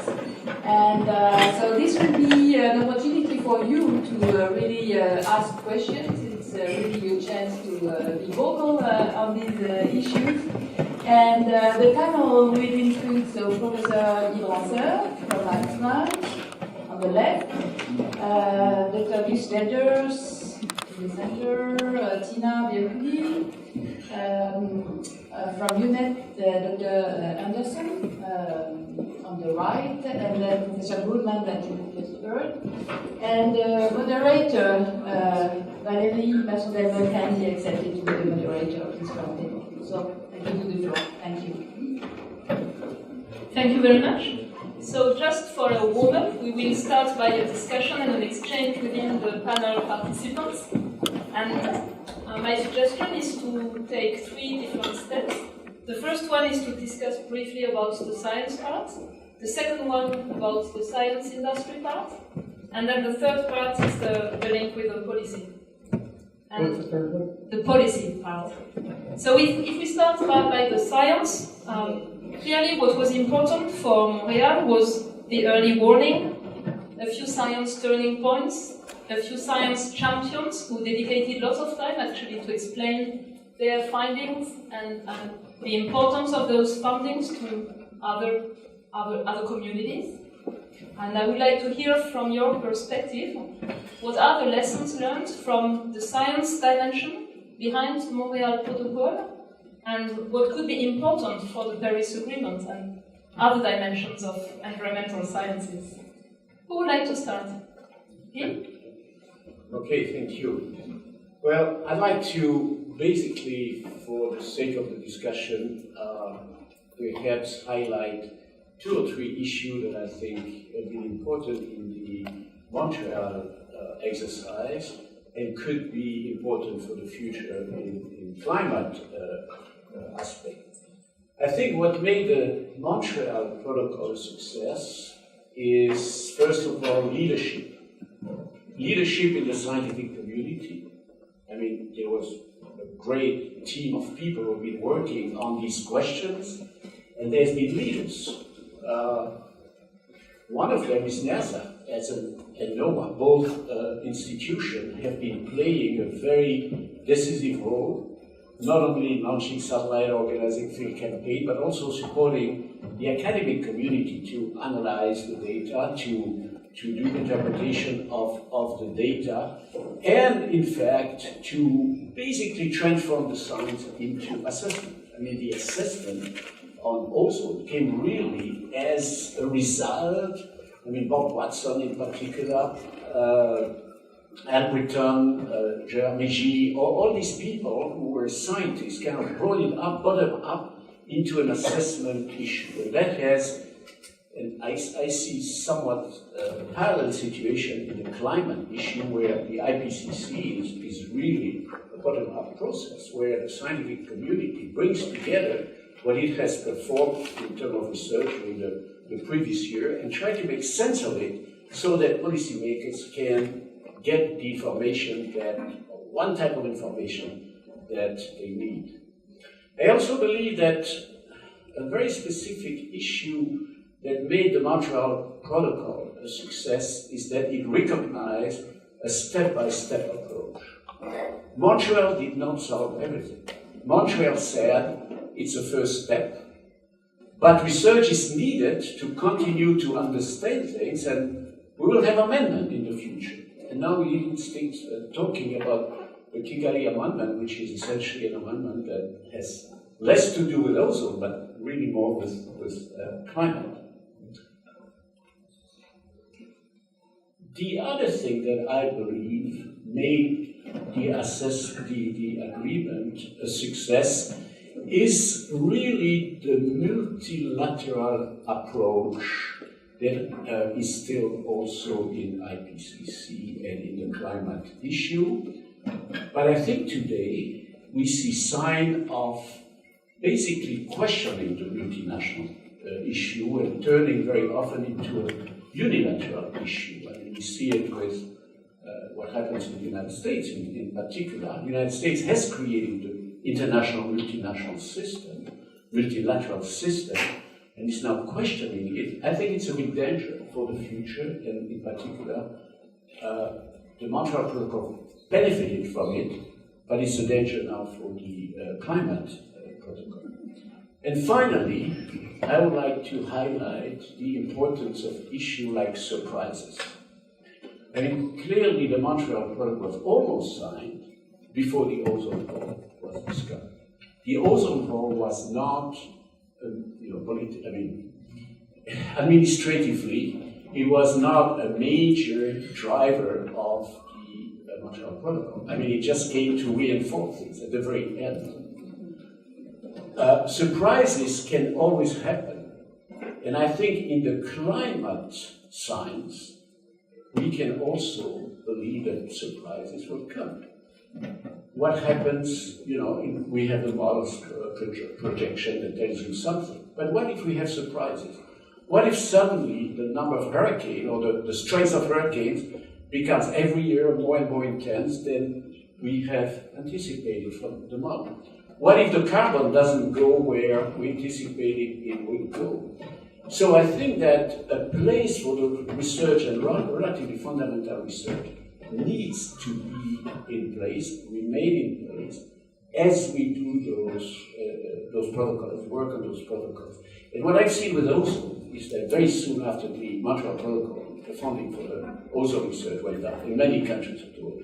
I see that also a little bit in the climate issue, because COP21, you see what happened in Australia, you see what happened in other parts of the world. It is important that we keep a strong research component active around the climate problem.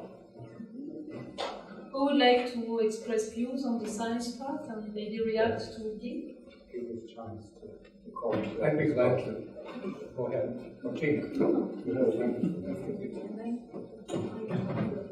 I would like to illustrate this with people that you know. One of the things unusual about the Montreal Protocol is there were 2 scientists working with chemical companies that made a big difference in communicating the value of science. And they really were ambassadors to your work, Pauline Mitchley and Mac McFarland. And especially Mac McFarland over the last 15 or 20 years was almost full-time making the case for better science for corporate policy. And I think that what was missing is he didn't always communicate back to the science community how successful he was.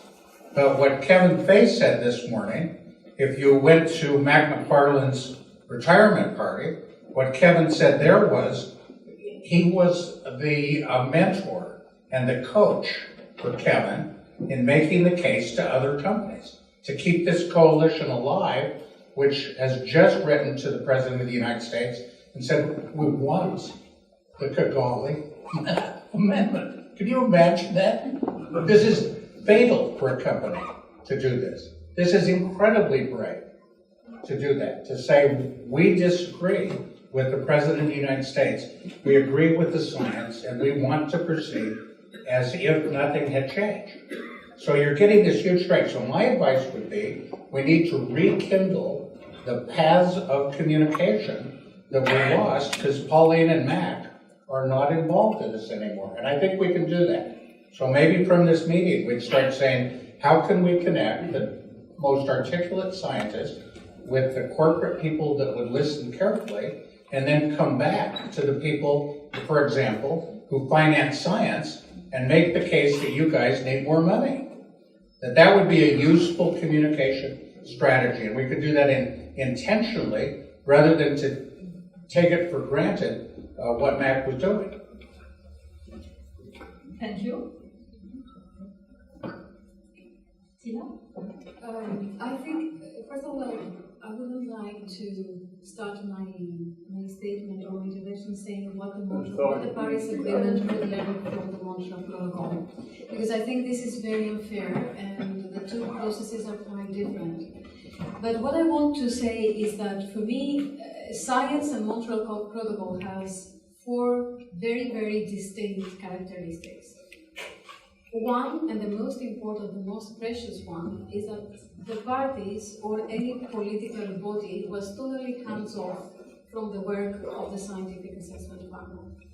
And this has been done in 2 different ways. The scientific assessment panel is one of the 3 panels that we have in the Montreal Protocol. And the whole pressure, because of the discovery of alternatives or the economic aspect of any transition, was being focusing on discussions that the parties were having with another panel, which is the Technology and Economic Assessment panel. And the Scientific Assessment panel was totally free to do whatever they wanted. And many times, and I don't want to go to the past because we have brilliant examples nowadays, all our co-chairs are quite young. Paul Newman, John Pyle, Paul Fields, David Bailey.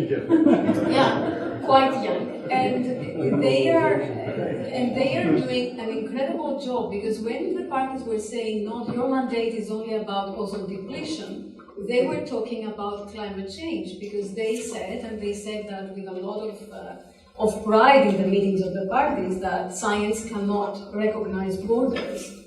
And the parties couldn't say anything. They could criticize them, they could be very mad at them, but they couldn't change not even one word of what they were writing or of what they were saying. So the freedom of speech of scientists in our meetings, I think this is the most precious part.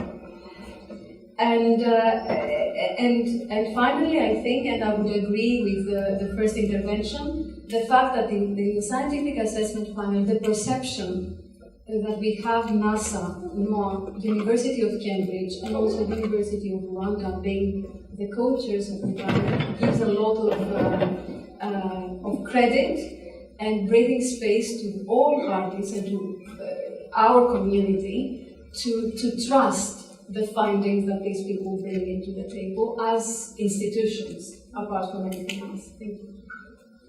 Thank you. If I add something to it, I'd like to echo what Tina said, that from a scientific point of view, the freedom is also very attractive for the scientists, because you want to do the research you think is necessary. And then, if you've done the research, I think it's very attractive and very important that you know how to communicate to the parties.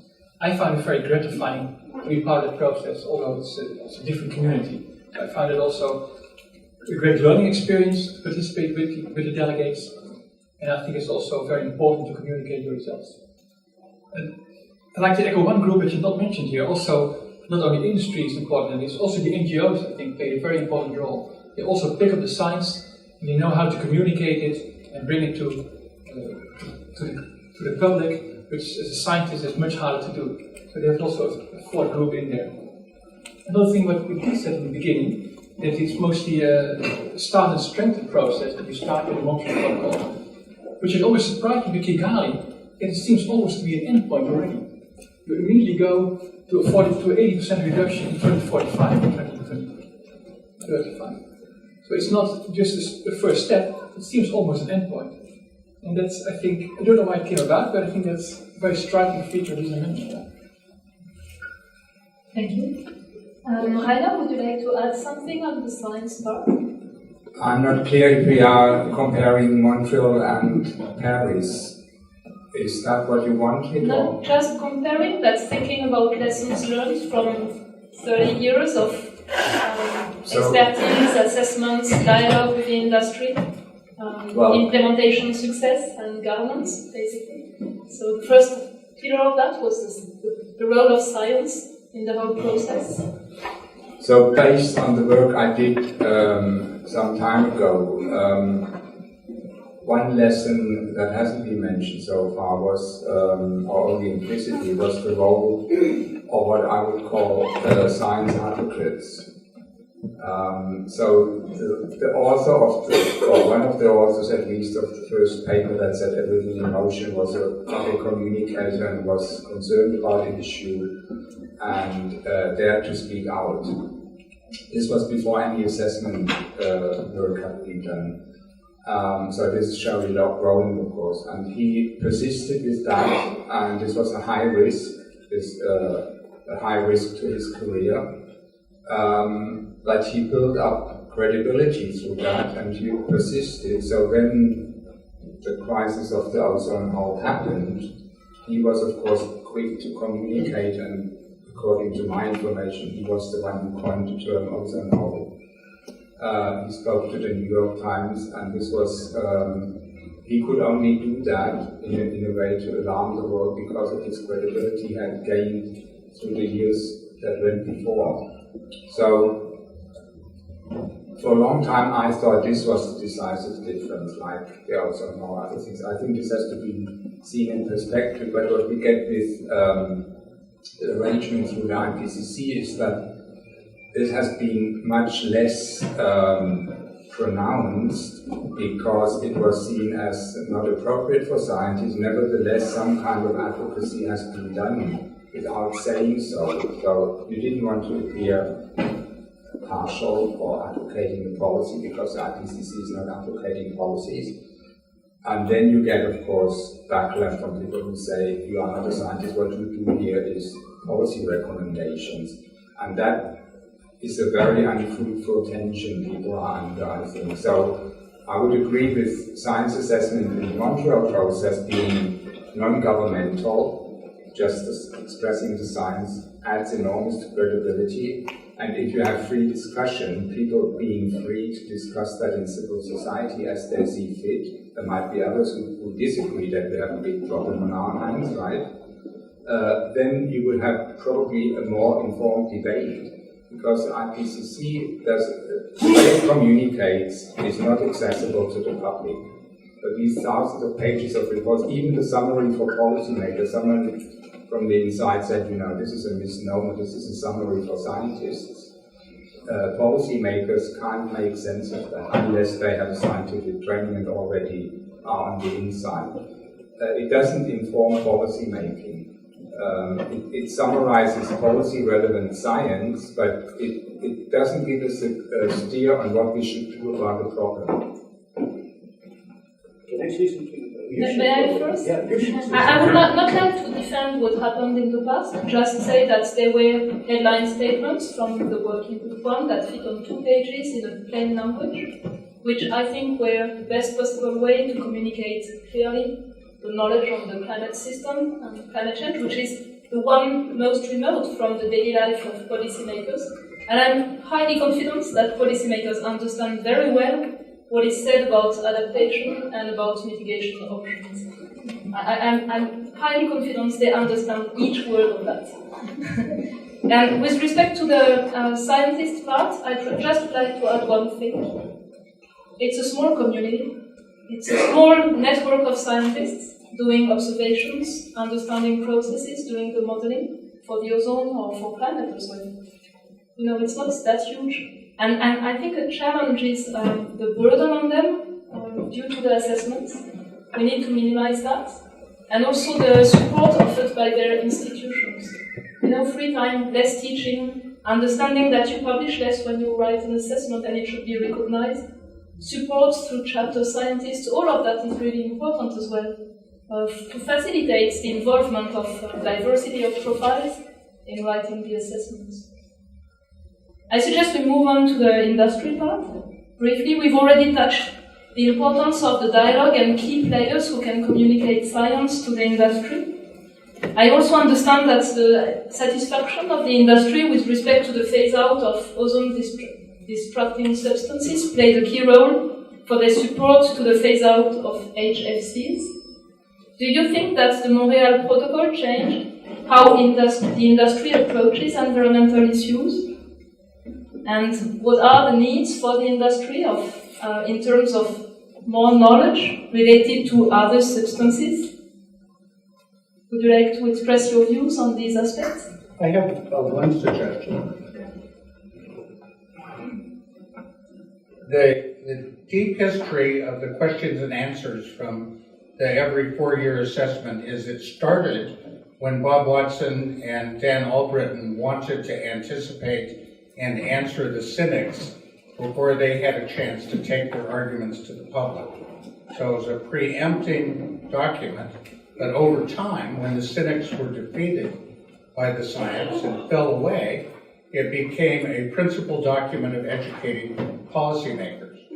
And so one of the things I think is unappreciated by the science community is that that document is the first document every new ozone officer reads in every country of the world.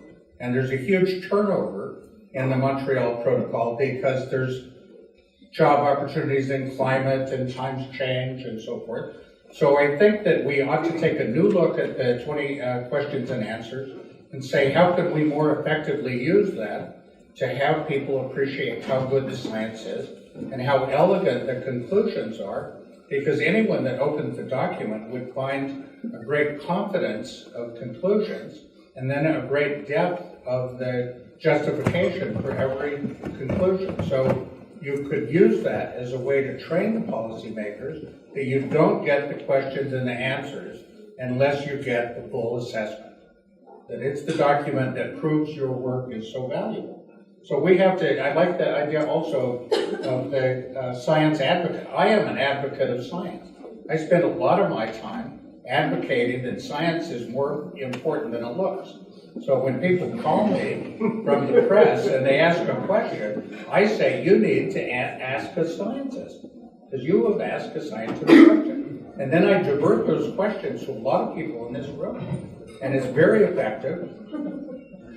Isn't that right? Isn't that right? It's effective for you. Good point. You wanted to add No, I something? just wanted to add something about the role of assessments that are coming up from the scientific community. So I heard from Mr. Goodman a bit that, well, maybe they haven't been so important, both for policymakers, but also for industrial leaders. So I would really question that. I think that in every country, the negotiators have read the conclusion of the IPCC assessment, for example, in the climate negotiation. And they certainly have read the results of the ozone assessment or the ozone related document. I mean, IPCC has been cited by the President of the United States. It has been cited by every Minister of Climate, by the European Commission. It has had a tremendous impact. Not perhaps so much because it was considered as the only source of information, but it's an excellent synthesis of the research that has been done, and it has a number of aspects that make it credible. The fact that it's policy relevant and not policy prescriptive gives much more strength to the document than if it became a political document that was trying to impose a certain number of actions to be taken. It's not the role of the scientists. The scientists come with the fact, the observations, what they believe is the best state of knowledge of a question, and then it gives the baton to the policymakers and say, now you know what we estimate as important information, up to you to find the best way to address it and way to start negotiating. So I believe that there would not have been any COP21 without IPCCs, and there would probably have not been any Montreal Protocol if the scientists hadn't been clear on what was happening in the atmosphere. Maybe just a comment about the industry parts. The IPCC reports, they're not written for the industry sector. And I know some other bodies, universities, or private sector organizations have done a translation of IPCC key findings through fact sheets for specific sectors. And I thought that these translations were actually very correct, first, and very efficient at convening the key findings to practitioners who are not used to reading a scientific document with a language of uncertainty and confidence. And then there's also a question of what belongs to the scientific panel in a way, and what belongs to mediators, so that the full outreach, the full communication of findings can be achieved towards different end users. Can I make a short comment on that? I know. So, I'm not sure I can agree with that, because you see a clear difference here between the Montreal process, where you had team, as I showed on the slide, where the scientists have identified clear courses of action that were then basically rubber stamped by policymakers. That's a fortunate situation, and in some cases of public policy we get that, but we don't get it in many other cases. There's endless debate. I think about economic policy, social policy. There are recommendations from scientists, but policymakers will make their own decisions, and the same happens in climate science and climate policy. And the big difference is that there is no technical panel in the IPCC that makes similar recommendations as PEEP has done, because the problem structure is completely different. As I showed you, there are many political options, and the IPCC doesn't want to get into hot water with addressing them. So it's policy relevant, yes, but it doesn't indicate what we should be doing. And in the Montreal process, the scientists clearly said what should be done, and the policymakers took it on board.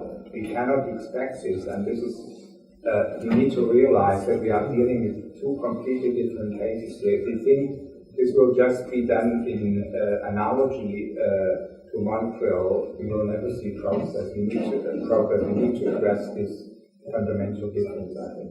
So we've already entered into the third dimension, which is the policy one. Maybe I just wanted to make clear that the IPCC indeed has a technical panel working on the guidelines for emission inventories, for greenhouse gas emission inventories. So it's not about what governments should do, it's about how to report the state of emissions so that you give confidence that you have a proper monitoring system in a way with respect to the national emissions. So on the policy side, more broadly, what do you think were the ingredients of success for Montreal?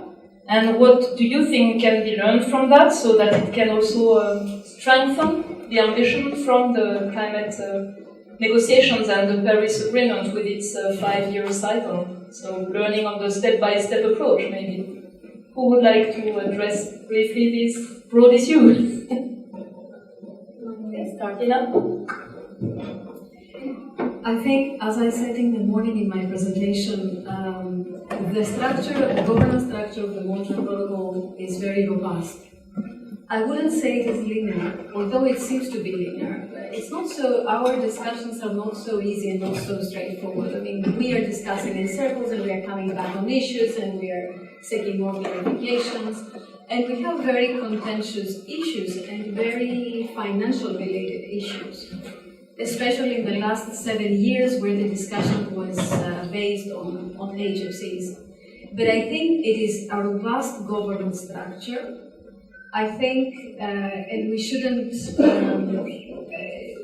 put that aside, that we need to give credit to the United Nations in a period where the United Nations and these multilateral bodies are being challenged. With all the problems, the United Nations is a forum where you could bring together all different stakeholders on the table and discuss. And then the Montreal Protocol has an inherent flexibility. As Gus said, I don't think we have reached the 80%. It means that you have a structure, you have a timetable, you have an objective. But if science changes, if technology changes, this means that the parties will have the possibility of readjusting with a quite easy process whatever they have agreed. And I think this is the beauty and this is the dynamic that this regime has. And without wanting to monopolize, perhaps I will take the floor later again. It's not about, I wouldn't characterize problems as tame and wicked. I mean, every tame problem has a wicked side, and every wicked side perhaps has a tame side. So I don't think we should say that because the problem doesn't have the same structure and we cannot apply the same solution. I think there are lessons learned, and there are lessons that may be inappropriate for climate. But there are also some lessons, for example, the funding mechanism, for example, the compliance process that could be part of a climate convention regime and could be used. And this could be a lesson learned from the Montreal Protocol. And finally, another lesson learned for me, although I know that sometimes we leave the general public out of our policy discussions, it's very important when you say the hole in the ozone layer.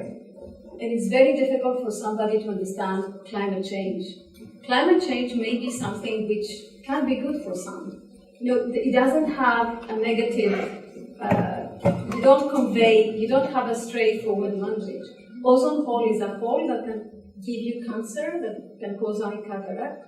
Climate change is something that may have impacts, but perhaps not so easily seen. So I'm trying, at least in my ways, to say climate warming more, just to make sure that we have a point to make. It's not about a neutral change.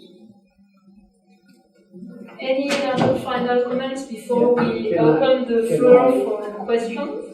Can I ask you a question about, you said it's easier to talk about an ozone hole than it is about climate change. So I wonder myself, the ozone hole concerns very few people. It's far away from civilization in the Antarctic. Of course, it has a big impact on the iosphere. But so, people are concerned about it. And in fact, climate concerns everybody on Earth. And so I have the feeling that today, people start really to understand that climate is a threat. And so we have made progress also there, because finally the scientific community and the policymakers have been talking about this problem. So I think this difference is getting smaller, and the understanding of climate change becomes clear. I understand from the bottom of the room that you have to speak really loud so that you can be heard. That's true. I have a comment. Yes? During the Kigali Amendment negotiation, the science was not challenged. There was no debate over whether the HFCs are greenhouse gases, and there was no debate that they were a huge contribution to climate change. But none of that happened. The concern was the technology and the money available in order to solve this problem. And so I believe if you brought a new chemical to the Montreal Protocol, SF6 or PFC, that was not an ozone-depleting substance, and I believe that the science panel looked at it honestly and presented the advice that here's a neglected problem that, if not treated soon, will be a long-term hazard to climate. I believe that the parties would then turn to the question of what is the cost and the technology to solve those two issues, and they'd go after it. If you took those same chemicals to the climate treaty, people would argue over whether they were important or not. And so you guys have this huge head start at the Montreal Protocol that the scientists are absolutely trusted. That this is, you cannot imagine how welcome. Paul will tell you this. Sometimes they chafe at you for vagueness in presenting for example, the ODP of the new chemicals, right? Uncertain. It can happen. Uncertain. But overall, they are absolutely welcoming the science, and they put the science at the beginning of many meetings because the confidence on the science often causes the parties to be in a good mood for all of the contentious issues, because they feel like at least we agree on science.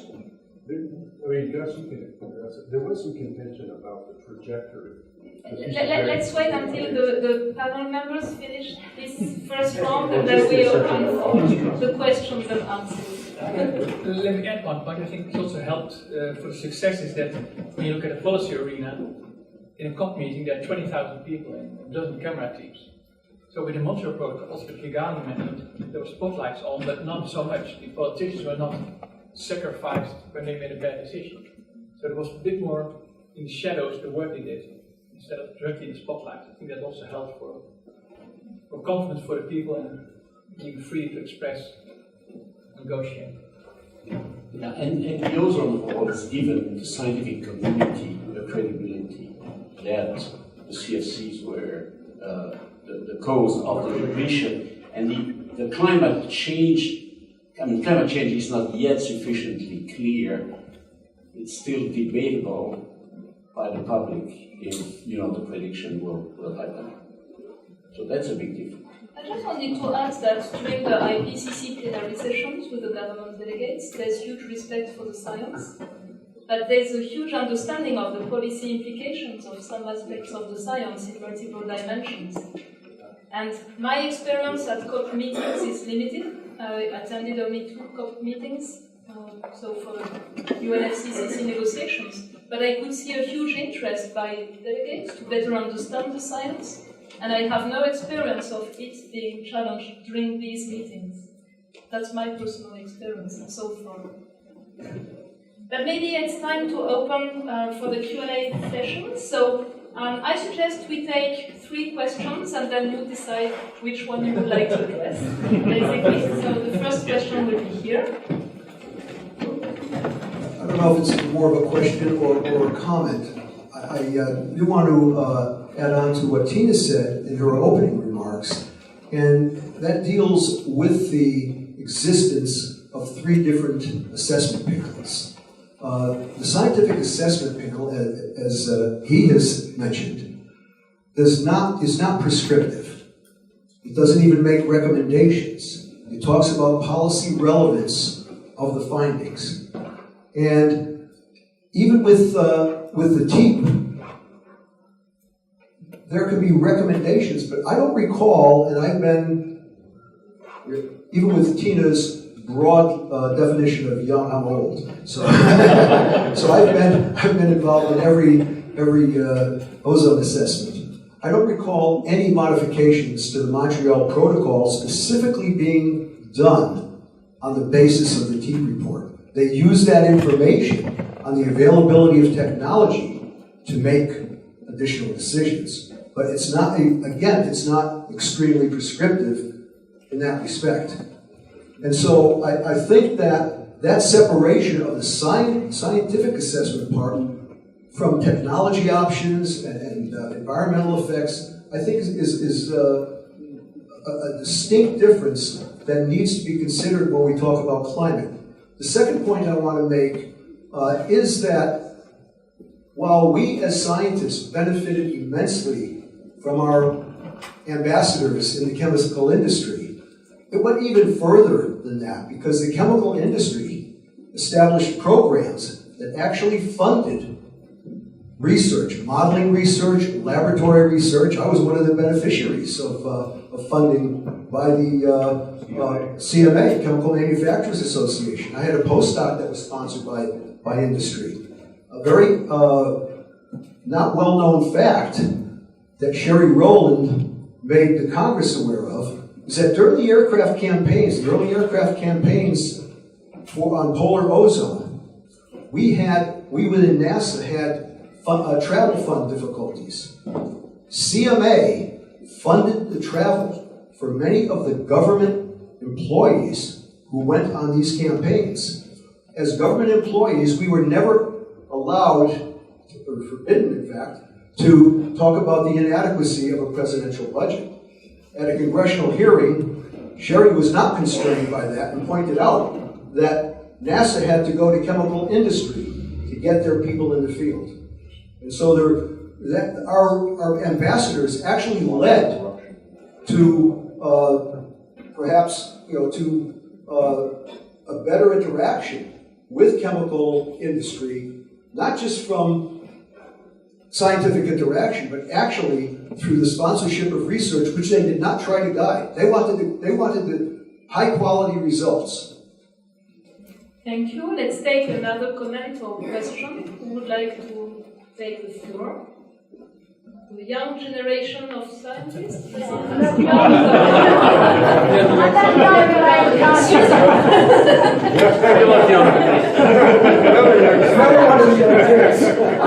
not young, but I do have a couple comments. First of all, I want to agree wholeheartedly with what Valerie said. I've been to COPs. I've never seen anything but the highest respect for science. I think I want to pick up on what I consider to be a bit of an elephant in this room, and it is the following. When we identify an industrial chemical that is being deliberately produced or produced as a byproduct, there are plenty of examples, not just from the ozone issue, but, for example, in pesticides and other issues, where action can actually happen for many reasons, but part of it is the fact that the chemical industry is actually interested, and these guys are in the business of making good chemicals. They have been for a long time. Now, maybe they were dragged into that by Rachel Carson and other events, or maybe they really just are technical folks kind of like us. And I think actually it's a bit of both.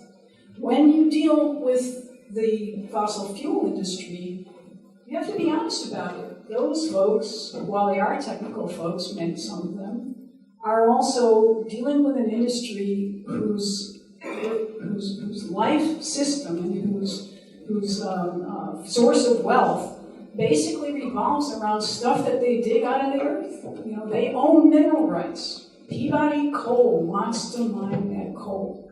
Of course they do. It's what they do. And so things that argue for doing something different are really hard. Plus, there's something in the amygdala of the public that when you talk about something made in the lab, the reaction is actually entirely different from something that is in part natural. So I think we have many, many issues that make climate change and ozone depletion different. Oh, I've talked long enough. Can I respond a little bit? Just we take a last comment or question and then you're free to answer which of them you want. Good idea. Yes? Face this one.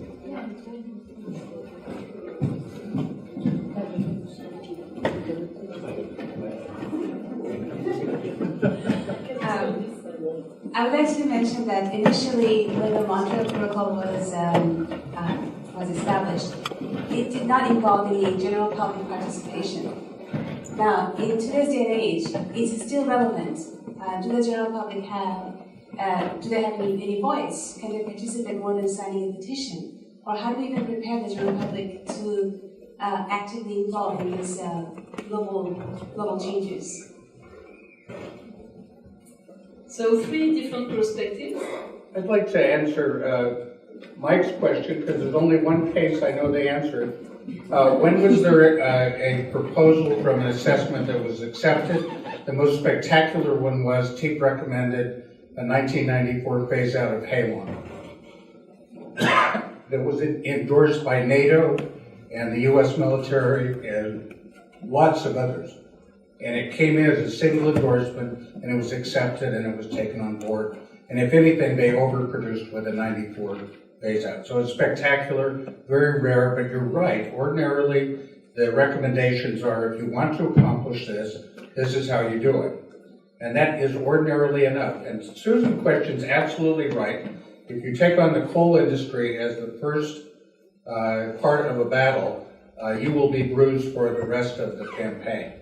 That they are very formidable. But I would point out that there was one sector of the Montreal Protocol, methyl chloroform, that got no single alternative from any company involved in making methyl chloroform. And so if you looked at those companies, Dow Chemical and Vulcan Chemical and many, many others, probably 150 companies, they went out quietly because they agreed with the science. They agreed they were producing a product that was potent and short-lived, and that if you wanted to make a rapid protection of the ozone layer, it was the only chemical on the table. But if you look at the early reductions to save the ozone layer against a tipping point, that's the only one. So you could go back and look at that, and you could say, well, there's a case where large companies with lots of money at stake worked purely in the public interest and very quietly. But if you went to the meetings in 1990 at London, the methyl chloroform people were there supporting adding it to the Montreal Protocol. Thank you. Any other reaction to the 3 comments? A brief comment on Susan's elephant in the room argument, which I completely agree with, but I would add to it, it's not only the property rights and the business interests of fossil fuel companies, it's the fact that they provide cheap electricity for all of us. So they have, much is made about lobbying activity, but they don't need to sell it to us because we rely on it. And what about the question about the participation of the general public in the whole process?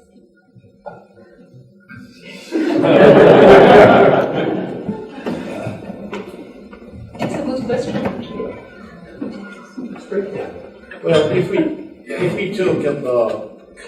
climate. It's clear that the climate issue has become a political issue. I mean, yesterday the president of France was at the UN. Half of his speech was about climate change.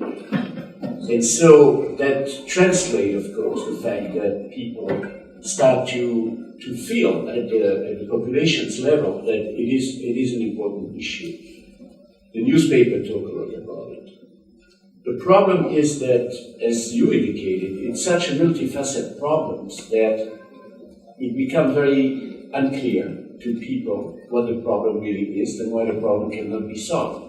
There are a number of issues that are difficult. The long time constant involved, for example. People believe that climate change should arrive next year, and then they don't see it coming. Well, that might change. But anyhow, there is a pedagogical thing that needs to be done. Climate services have been created or are being created exactly to do that. And I think that perhaps countries should be thinking a bit more, just like we have the meteorological service for weather, to start having in each country climate services. I know the US tried to do it, but it was not very successful. Although NOAA and NASA play the role of climate services. But in many other countries, I think it's important that we establish institutions that do that. And maybe it should be really related to the UN, because at the end, as you said, the United Nations is the only place really where the climate problem can be addressed. It's a global problem. I try to respond to this question, which I feel is a very important one. One of the problems when I first joined the Secretariat, the Ozone Secretariat, was that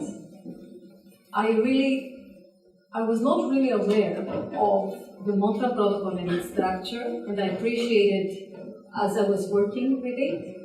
And also because it was an issue that it was not relevant anymore it was not in the newspapers. You should have been in part of this community to understand that it's still an issue. And I think this is something that made me think about how it can be relevant. And this is why this year, and this was the only reason why this year, we tried to launch a campaign which can target the two generations that have grown up without the fear of the ozone hole and the ozone layer depletion. And I think it is important, not because we want advocates for the ozone layer depletion, but it is important because we want advocates and we want the support of public for the United Nations and the role that these meetings, which are, we can argue about their efficiency or their effectiveness, are important if we are to solve certain issues. And I think this is the public aspect which I really miss in the meetings of the Montreal Protocol. Now, coming back to climate, I think that, and I would disagree a bit with what you said in the beginning. I think that the ozone hole and the impact, although it was a hole in the Antarctica, didn't have a social attribute. Even if you were rich, even if you were poor, you could have cancer. Climate change, I think, has a very, very social still attribute. It can affect definitely populations that are poorer, populations that cannot adapt so much to climate change. It can affect societies that do not have the capacity to invest so much in adaptation. And I think this is something which also makes a big difference between the two issues and the responses and the urgency of response that we had for each one of them. And of course, I would like to perhaps stop here by saying that I totally agree with Susan. Sometimes it's not politically correct to say that, but definitely the industry has made a lot of profit with the transition and the creation of the market niches. But we have also to appreciate something, that the market would move in one way or another, and that the Montreal Protocol and the fact that you have an international regulation may even these profits regionally and may enhance competition, and you may have some developing countries being able at some point to compete. And this was the big argument that was on the recent Kigali amendment. It was what was the role and what was the share of the market that developing parties would have. And the most contentious issue was the issue of intellectual property rights, of the chemicals, of the process, and of the use of certain chemicals in specific applications. So let's go for a new round of questions. Who would like to ask a question? Let's start here, and then raise your hands, because especially in that corner I cannot see anything behind the cover. Second will be in the back. Yeah, I'd like to hear what he has to say about this. I'm actually heartened by the fact that many of my non-scientist, ultra-conservative friends are, knowing what I do, now asking questions about climate change, because they didn't in the past. So for me, that's somewhat positive. But when they ask me, do you believe in climate change? My first response is, what do you mean by climate change? I can't answer. That's an ill-posed question unless you tell me what you're asking me, what I believe in. So how do you address things like that? Well, first of all, I don't tell them that they should. The rule of three questions. Three. Because if the answer is too slow. Yeah, no. Yes. So, my question is that I think it's been a lot of good points been made here about elephants in the room. I mean, the big difference, there is a big difference, there has always been a big difference between some compounds which were essentially a luxury item that turned out to be very dangerous in the stratosphere, and the production of energy for 7.5 million people. So it's a big difference. I don't think we should be so negative about the progress that's being made. I think we should be much more positive about it. I think that, so my question is about how can Montreal Protocol now move forward to take on other gases? There's a whole bunch of things we need to control, N2O, which is both an ozone killer and a greenhouse gas. So in Montreal, and also there's a whole bunch of stuff. So I think in terms of looking forward in small steps, which of the next ones and which should the Montreal Protocol move on in a sensible fashion, hoping that the COP21 comes in on the other side, which is through IPCC and whatnot. So how can you work better together and effectively move forward? This is the issue for this century. Thank you, and maybe a last question, Sophie.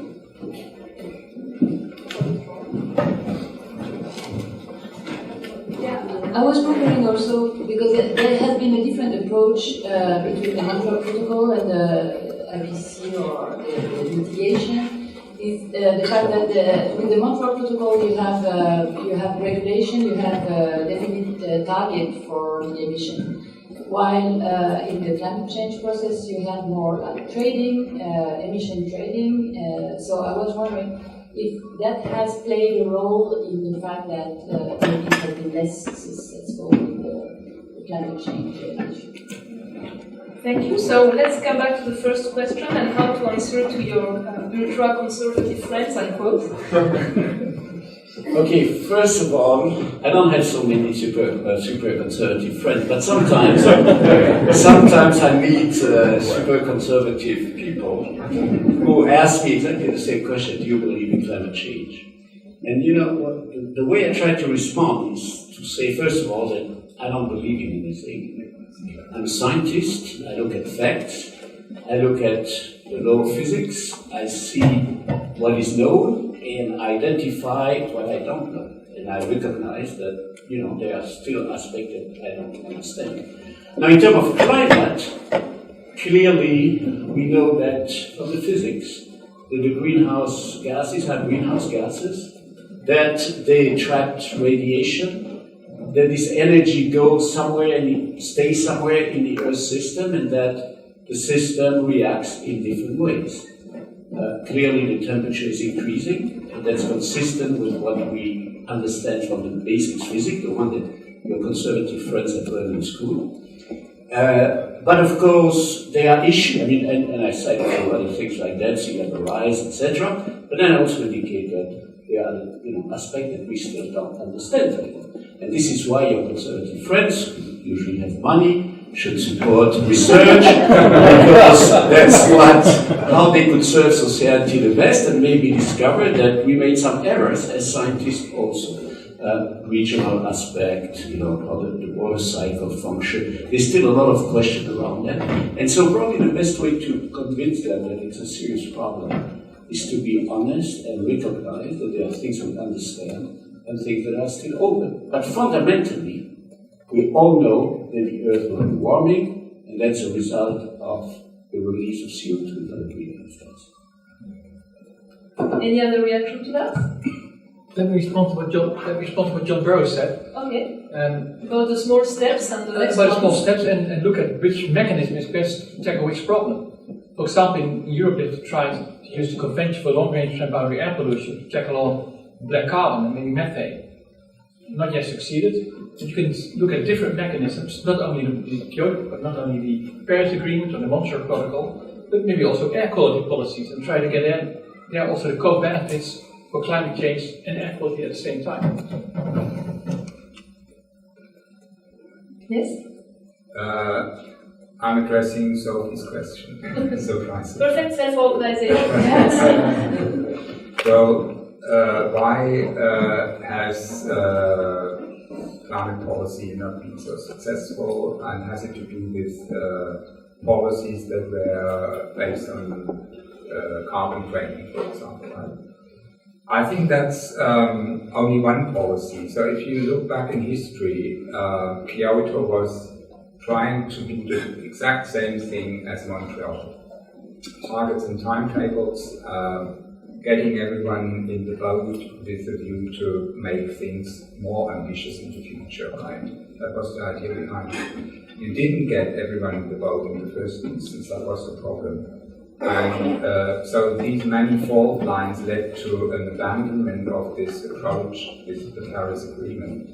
So we now have countries pledging reductions in emissions and a review mechanism and other policies like carbon trading that's failing, like nuclear energy or renewable energy initiatives.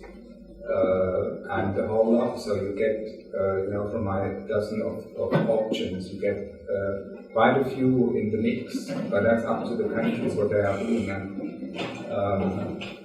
I think there was a realization that the one-to-one transposition from Montreal to Kyoto did not work. That's why we are where we are. The mid-30s is also failing. Yes. So I personally think we should think about if you think progress can be measured in decarbonization of the economy, we need probably a technological push, because we don't have zero carbon technologies that are cheap and can compete with coal and gas and are environmentally safe. If we go down the renewable route, we will use a lot of land. If we go down the bioenergy route, it's the same. I guess, given the structure of our industrial capitalist societies, geoengineering carbon capture would be the most amenable to continuing like we do. If there was a solution like that, that would be welcomed by industry, and we could just continue with that kind of end-of-life technology. I can't see it happening.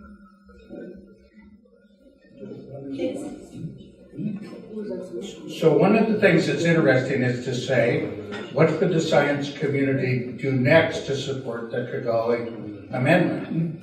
And the situation is that it's well developed that you can get a 0.5 degree centigrade just by the reduction in the HFCs. And that's because of the good work of people in this room making those calculations. It's also true that an easily achievable improvement in energy efficiency for the products that now use HFCs or were about to use HFCs can capture another 0.5 degrees centigrade by energy efficiency improvement.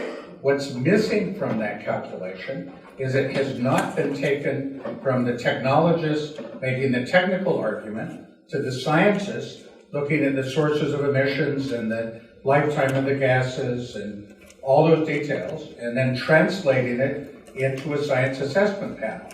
I believe that the Montreal Protocol is waiting for the SAP to come to the same conclusions as the energy efficiency engineers. So oddly enough, it's a relatively easy thing to do.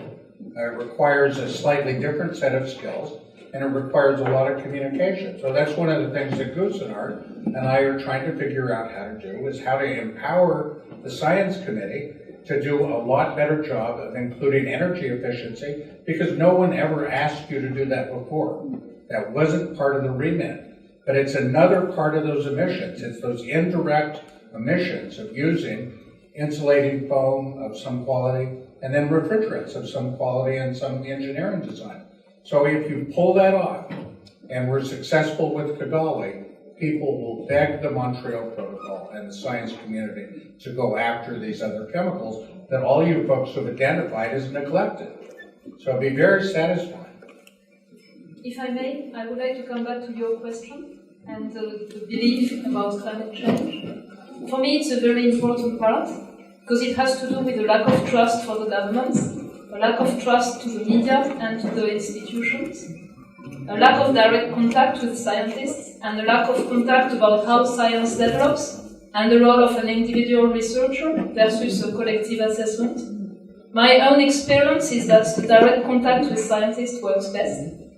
In France, we had a remarkable experience with the climate train, which ran in 20 cities with a direct contact between 1,000 or 2,000 people a day, and technicians, engineers, PhD students, researchers who played the role of guides within the train during about an hour with a group. And we had the exact same output from the comments expressed by the visitors in France and the visitors in Morocco, with a similar train, which ran also last year for about a month. The main issue is that it's very time-consuming. So how can we use modern technologies, virtual meetings, online systems for a direct contact with the general public, with a human face to the assessments, in different languages, not just the sort of smooth UN approach. I think that's a very important question about basically what I would call the trust in scientists. You wanted to say something? Something very quickly. I think we shouldn't neglect the cooperation that has been taking place in the last years between two different UN bodies, the UN and the Climate Convention and the Montreal Protocol. And it is important because perhaps sometimes we say what lessons learned can be found and how these lessons can be transferred from one regime to another. But sometimes it's more efficient and more effective if we cooperate with each other. And I think the last Kigali amendment has proven that this cooperation has been quite difficult, but in the end successful. The second thing that I would like to remind us all is that the discussion on climate change has brought into the attention of the politicians with one report that came from an economist. I think that Nicholas Stern's report on the cost of not taking action was incredibly powerful and impactful at that point in time. And actually this was something that we have been also considering of what would be the cost if action for the ozone layer did not take place. And the last thing that I would like to say to Stephen, because I do agree, the Kigali amendment, even if it is 0.5 or up to 0.5, which has been a point of argument with our scientific assessment panel colleagues, gives a bit of a time, nothing more than that, gives a bit of a time for our negotiations under the climate treaty to become more operationalized, if I may say. And we shouldn't start adding degrees, saying 0 plus 5 plus 0 plus 5, 1, which will give us only a window of opportunity for 1 degree increase under the climate convention. I think we have to be very, very careful not to convey a message that we will solve the problem of 1 degree, and then you have only 1 degree to solve. Because I think that this will be totally counteract our joint and collective efforts, and we should be very careful about that. Thank you. So the last round of questions will start here, and then in the front, and then raise your hand for the last question. Thank you. In the back. I want to follow up on the public outreach that was mentioned a couple of times. I don't think it's really that people don't trust the scientists that you're mentioning. I think it's really the misinformation, especially through the internet. Many things that are really communicated almost purposely the wrong way, and also conspiracy theories about many things that come out. This is a huge influence on the community and on the public, because people really don't know what is right anymore. People pretend they are scientists, or they appear to be scientists, and they say something completely different than they hear than other scientists, that may be real scientists. I think that's a huge problem. I think that needs to be addressed in some way much more urgently than has been done. Together with the quality of the peer-reviewed literature as well. Yes, second question. Thank you. I would like to do a reflection first and then a question. Nowadays, and for the last 27 years, or 20 plus years, coming to an agreement in the United Nations Forum is a kind of a minor miracle. It's very difficult to get agreement. Yet in 1992, the governments of the world agreed on the climate convention. 5 years later, they agreed on the Kyoto Protocol. Both of these were very much crafted following the Montreal Protocol and the Vienna Convention model.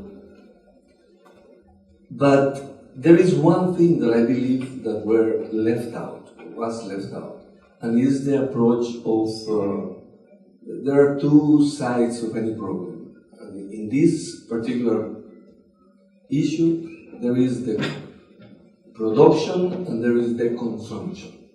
Now, climate treaties are addressed as global, so they don't mind where the energy is produced, or which sectors are being consuming using that energy.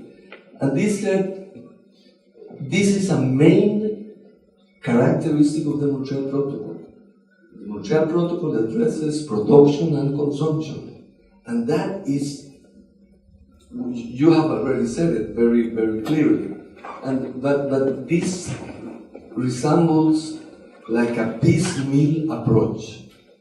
That is to say, okay, we cannot address the broad problem, but maybe we could address the main 4 or 5 consuming sectors that are making climate change worse as we speak. So that's the reflection, and the question is, how to address the negotiations in a piecemeal approach. Let's talk about cement plants. Okay, let's deal with cement plants. Let's deal with aviation. Let's deal with etc. etc. Thank you. And I think the last question was the lady. And then you will have a minute to just address the questions and maybe conclude if you wish. Hi, good afternoon. I think based on my very modest observations today as a student being present here, my question is about whether, and it corresponds to what you were saying, Dr. Masson-Delmotte, about the interdisciplinary approach that we have increasingly. Are we really at a place in history where we are open to incorporating different disciplines in questions like climate change, etc.? Because just based on my observations today, I feel like there were perhaps some discrepancies somewhere. So are we really at a place where we can speak about these kinds of issues and address them from a multidisciplinary approach? Thank you. So who would like to address this last set of comments and questions? Yes? Can I start with the first one, which is about misinformation and the public's relation to science? I agree that there is a lot of that going on, but research by colleagues in communication studies suggests that people don't seek out scientific information normally. What you see is that they consume media information and believe what they already believe. So this is called confirmation bias, which is also a problem, of course, for every scientist, as you know. And it operates in the broader public. So, and in the US, there have been many studies on the United States. There is a near perfect correlation between party alignment and being trusting climate progression. Do you believe in climate science or not? You can predict by knowing which party they will be voting for. So it's a left-right constellation, which is a real problem in terms of policy making. So if you think about successful climate policies, you should aim at a bipartisan approach and not using climate change as a wedge, which has led to a no progress situation. So I think that's a lesson that comes from the social science community about how people consume news and consume scientific news. And that might not be encouraging, but it's realistic. So more information, better information will not be taken up automatically and therefore lead to better informed citizens and better policies. I think that's not realistic to expect. Who would like to give final comments? No, I was just agreeing that that's quite important. What? Getting to people when they're young and influencers. Yeah, if you get too old, you might be stagnant, like us. But wait, we're not stagnant at all. Maybe we could influence even the old guys. But it operates at young age. If you go to Facebook groups, this is all echo chambers. I'm sorry, I have to be the moderator, and we are running out of time. It's getting exciting, but we are running out of time. Guy. So the scientific community is trying to put facts on the table, and as you said, and if we agree with that, the beliefs are stronger than the facts. I remember a few years ago I get to talk in the European Parliament on climate change, and I showed that curve where CO2 and temperature kind of move together. You see this paleo curve, you know it very well. And so I remember a Dutch member of the Parliament stood up and said, you know, I don't believe in this curve. It's too good to be true. And then I said, do you think we cheat? Do you think we made up this curve for you? Don't you believe in the observations? No, I believe in all that, but still, I don't believe in this curve. I don't think it happens. And so I just realized, I didn't know what to do. I just realized that basically you can come with facts and you don't convince policymakers, but I mean, you are kind of, intelligent people. I mean, European Parliament, member of the Parliament, you could believe. But so it gave me a lesson because we are communicating facts and we believe that we can convince people on facts. And that very often doesn't happen. And this is why I was answering earlier that I think we have to show also what we don't know and be very candid, very open, very transparent. And that is more probably a way to convince people on an individual basis, as you can. Would you like to add something? Well, maybe the last point. I do believe in facts, and I do know that my train leaves in 55 minutes. I also live in time, so. I don't believe it. And I would like to address very briefly the last comment about the interdisciplinarity. That's what we are trying to do in the special report on 1.5 degree global warming.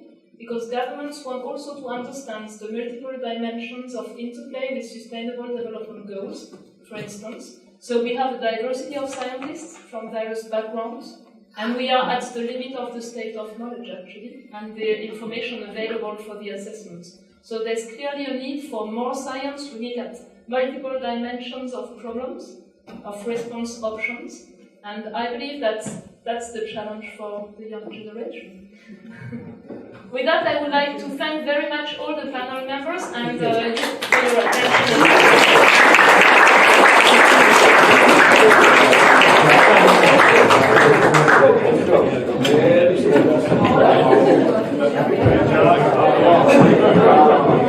Thank you. The symposium is not finished.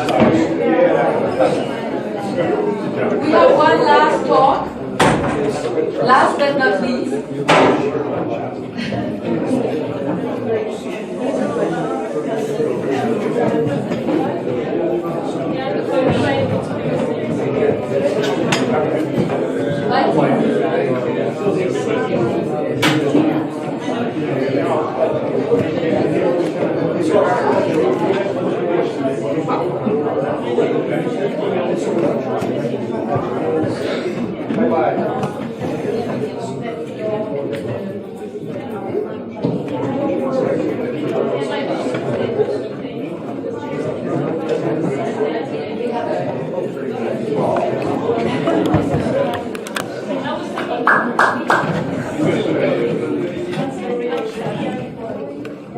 Well, so I get to conclude everything, and Sophie initially asked me, she says, well, why don't you tell us something about the future of the Montreal Protocol?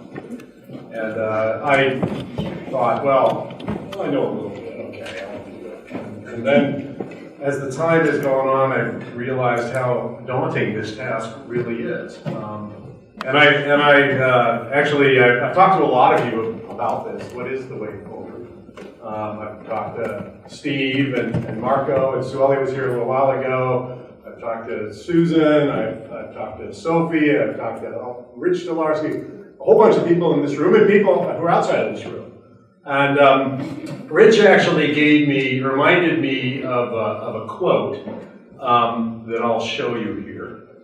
Never make predictions, especially about the future. and I will admit, I've been doing hurricane missions for a while now, about 5 years, and you're always burned on these forecasts. You're trying to fly, and you think you're going to see some rapid intensification. You don't see it. So I am really uncomfortable talking about the way forward. But given that, as Ken Juck says, well, Paul, you can bullshit your way for 30 minutes. It's not a problem. So we'll give it a shot here. So there's really 4 areas that we could talk about. There's the science of the Montreal Protocol. There's compliance with the Montreal Protocol. There's technology and there's policies. All 4 of these things are going to change in the future. We absolutely know that. And we've heard something about policy, we've heard technology, we've heard a little bit about compliance. What I'm really going to talk about, though, is I'm going to play to my strength, which is to talk about the science. And that actually does a couple of things. I'm going to approach it from the scientific assessment analytical process and how we do things. And so what I'm going to do is mainly talk about science. I'll say a few words about compliance, also something about technology. So let me talk about what role science plays in the Montreal Protocol. Let me first say something about the Vienna Convention. So the Vienna Convention, under Article 3, the parties, you can read the text there, parties undertake as appropriate to initiate and cooperate in directly or through competent international bodies the conduct of research and scientific assessments. Now, and every 3 years, the ozone research managers meet and they formulate a plan for scientific research for the Montreal Protocol and the Vienna Convention. They do this every 3 years, and it just happened back in, I think, May, right?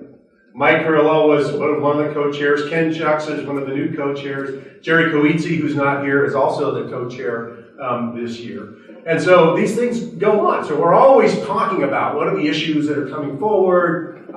Geyer mentioned the reduction in the number of observations. Sophie and Irina and I are part of the International Ozone Commission. We worry about these things a lot. And this gets folded in through the Vienna Convention. Now, the Montreal Protocol is a little bit different. Under Article 6, the assessment and review of control measures, and beginning in 1990 and at least every 4 years, we write a report on the science. And as has been mentioned, we don't make policy recommendations in this report. In fact, we try to avoid actually endorsing particular campaigns or satellites or agencies. We are trying to keep it on a non-political, here's scientific information, unbiased scientific information. That is our goal with these assessments. And so with that, let me just, another bullet here. On these assessments, we inform the parties on issues related to ozone being substances, the stratosphere, and in fact other compounds, which now include hydrofluorocarbons. But we have been talking about HFCs for years now. In multiple assessments we've talked about HFCs because those are the replacement compounds for ozone-depleting substances like CFCs and HCFCs. And then finally, and this gets to the compliance question, we talk about verifying compliance. You know, in some sense, the scientific community is becoming atmospheric detectives. We're not out there to arrest anybody, but we're out there to find, is there any activity going on that the parties should know about? Okay? So let me talk about the scientific assessment process. First of all, who are the customers? They're governments via the Montreal Protocol and Vienna Convention. They're also industry, the public, and the science community. This is what these documents are meant to do. And we actually write an executive summary in the front of this, or an assessment for decision makers, that tries to boil all of this information down into something simple and digestible. The 20 questions, which has been discussed, is also part of this scientific assessment. And so we're trying to create a document that is simple, conveys necessary information on just basic ozone depletion, ozone substances, and other issues related to the Montreal Protocol. So the factors behind this assessment, it's the expertise of all the lead authors, and there's a couple in the room here, the co-authors, and there's a bunch in the room here too, the contributors and the chapter editors. The contributors, people who just provide figures and maybe a little bit of text, they're critical to these documents, and you really do, I mean, you get hundreds of people working on this document, and these are really the important factor. But the second thing about this is the review process. Now, the review process has been attacked in a lot of places, but this goes to the entire credibility of the document. You must have people who take a look at what has been written, and they are there to make sure that written material is correct and is backed up by papers that are in the literature. Okay, so that's an important, it's extremely important. So just a word or two about what the assessments are and the state of the science. They're an assessed viewpoint, and so a lot of people think that they're getting ozone 1 or the ozone. Maybe the graduate text on ozone when they receive this document, but it's not that. It's not meant to be a basic review document, a tutorial document. It's meant to be an assessment of where is the science right now. And finally, we call it one-stop shopping. It's the science of and this is where I bring in the other three panels. I'm talking about the science assessment process here, but there are two other panels here. We've talked about them, the technology, so the science assessment panel, that's us. Then there's the environmental effects assessment panel, and then the technology and economics options panel, the TEEP. So we talk about the SAP, and those of you who know English know the pejorative term is a SAP, because somebody's kind of an idiot. But that's not what we're on, the science assessment panel, then the EAP, and then the TEEP. So now, just to show you all of these assessments going back in time, there is a bunch of SciAp assessments that go very early, but we're basically, there's a few NASA assessments that started out. And in fact, it was a recognition that these assessments needed to be pulled. There was lots of national reports being written, and it was recognized there needed to be some sort of international consensus. And so that's where this first report up there on the top left, the stratosphere, was written back in 1991. And then that was followed by Atmospheric Ozone 1985, that blue document right there. And that was a critical document. When the Montreal Protocol was signed on September 16, 1987. But it didn't suddenly appear on September 16, 1987. There were many, many months, in fact, a couple of years of negotiations that went into that document. And it was mainly based on that atmospheric ozone 1985. We talk about the ozone hole and the contributions it might have made. So if you go to this document, you'll find P.K. Bartia's ozone pictures in here. You'll find the Joe Farman, Brian Gardner, John Shanklin, Halle Bay profile of ozone rapidly going down. Those are both in this 1985 document. So you can see the ozone hole was really kind of, it was maybe a fire belt in the night. You didn't know what was really going on, but you knew there was a problem out there. And so, but it was, as Richard Benedict has written, they didn't, when they signed it in September of 1987, they weren't exactly sure, and they kind of wanted to keep the ozone hole out. The ozone, if it was a bit better in 87, then, the critics would attack the agreement and so forth. But as time went on, in fact, right at the time, on September 16, I think we saw the smoking gun plot. That plot, or that flight, was done on September 16, 1987. The day that the Montreal Protocol was signed, that smoking gun flight was made. And that really, that actually put the nail in the coffin of all these other theories, and it made it clear that chlorofluorocarbons were behind the Antarctic ozone hole. And that's why you get these other documents coming out. There's the International Ozone Trends Panel. There's Scientific Ozone 1989 there. And then there's this entire series of assessments running right up to the present. In fact, the first draft of the 2018 assessment was just delivered just a few days ago. So these things keep heading, we keep doing these assessments, and again, you kind of have an idea what they're all about. So where are ozone levels headed? I'm going to follow a lot of what Ulrike has already said, but I'll just kind of synopsize it. First of all, let me start off with chlorofluorocarbons, and this is a plot as a function of time, and this is effective equivalent stratospheric chlorine, and you can see the various, this is up in the stratosphere, or actually this would be what you would see in terms of the chlorine level over Antarctica. And so this would, if you go over Antarctica and you were flying in the year 2000, you'd see about combined chlorine and bromine about 4 parts per billion. Now that's not very much in terms of ozone depleting substances, 4 parts per billion. That's almost nothing, okay? But there's enough molecules to destroy 100% of the ozone over about, 6 to 8 kilometer depth, and reduce ozone by about a factor of 3 over Antarctica. So the buildup of these things was pretty important. Now you can see the major culprits here. One of the big ones, CFC12. It has a lifetime over 100 years. There's methyl chloride, methyl bromide, CFC11, carbon tetrachloride. So these things are all building up. And because of the Montreal Protocol, they peaked, and they're now on the decline. Okay? This is great. We've seen HCl measurements.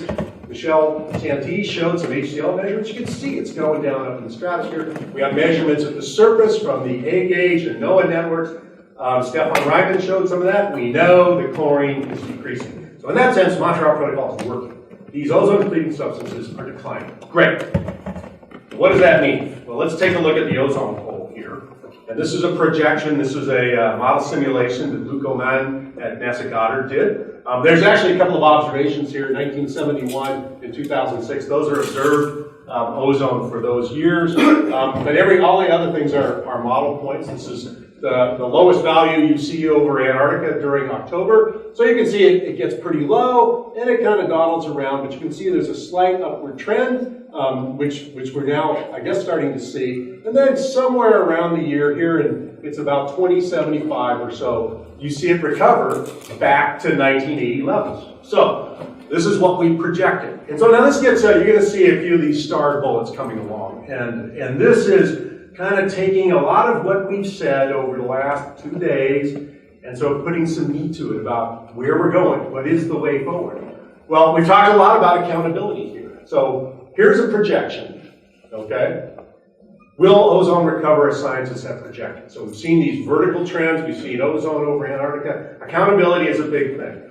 We told the nations that, in fact, ozone would be destroyed if you kept increasing CFCs.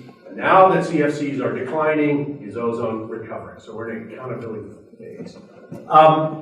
there's a lot of questions about accelerations of recovery. You know, you can tell the parties to do things. There are banks of CFCs out there. In fact, if you go on, in the United States, I think, if you go on eBay, you can still buy CFC 12 on eBay. Okay. Now, I'm pretty sure that comes from recycled CFC 12. Okay. So it's not like it's new. It's probably just recycled CFC 12. And some of it is actually probably counterfeit also. And so you buy what you think is CFC 12, you're probably getting a can of 134A, or might be getting it. Okay, so we can eliminate banks. That accelerates recovery just a little bit. One thing, tracking down atmospheric sources of carbon tetrachloride and some of these other CFCs. So Stefan Ryman mentioned yesterday, there's about this big gap of about 20 gigagrams per year of carbon tetrachloride. Where's that stuff coming from? Okay, so we think it's inadvertent emissions from chloromethane plants. That's where we think it's coming from. But we haven't gone out and actually done measurements, driven a truck around these plants to find out if that's true. So there's still things we have to do here. The science needs to be tightened up. We need to say that, in fact, we said this would happen, and in fact, it is happening. So there's things we need to do. So now I'm just going to continue on a little bit. This is showing some points from, this is the SPUV 8.6 data, and it shows the global ozone decline, so it's 60 north to 60 south.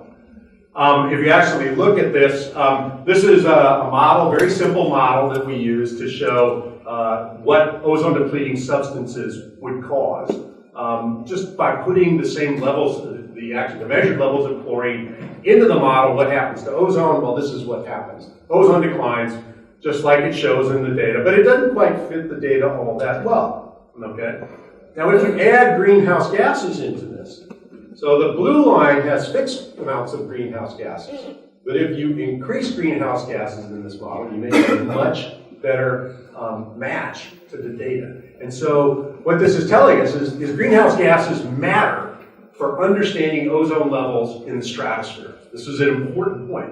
And in fact, if you look at this, projecting out into the future, you can see that just from ODSs alone, so if you're looking at the recovery of the ozone layer from the effects of ODSs, because the lifetimes are so long, we don't see recoveries back to the 1960 levels until sometime in the 22nd century, if maybe even longer than that. So it's going to take a long time. But when you put in greenhouse gases, you actually get, oops, went the wrong direction. If you put in greenhouse gases, we get a much earlier recovery. So greenhouse gases are causing ozone to increase with time. And so greenhouse gases are actually going to increase ozone above its natural level. Now, we heard some thoughts about what's going to happen in the tropics. And these are all model projections. And I have to say that as we go out to this latter part of the century, and I'm going to get into a little bit of cartography here now, and I'm going to back up a little bit. I'm going to show you a map to kind of illustrate where we are right now. This is a map that was made in 1566, okay? And it was done, Paulo Falani made this map.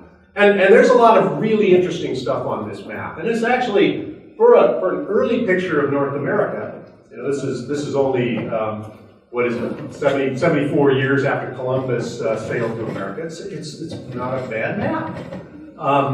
So they had a lot of information. This is what I would think of as an early assessment of data that they were collecting. Okay, but there's a really interesting little spot there.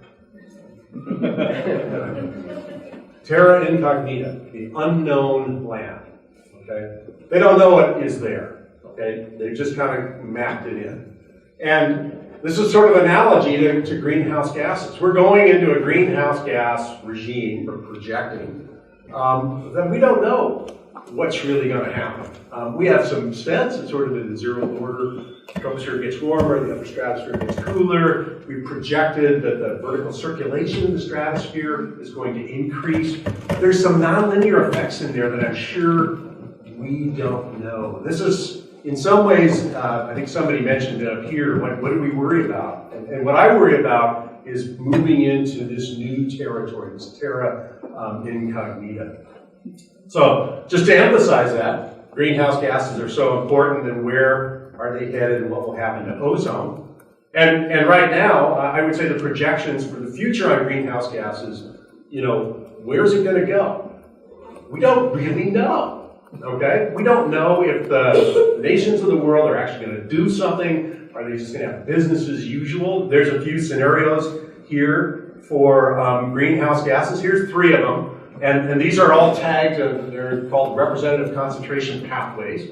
And this shows N2O, carbon dioxide in the top left there, and then N2O below that, nitrous oxide, or laughing gas, one of my favorite gases. And then methane, which is, I won't say anything more about methane. Methane is in 2 of the scenarios, you can see methane's kind of low, but in the 3rd scenario, the 8.5 scenario, methane goes up quite a bit, okay?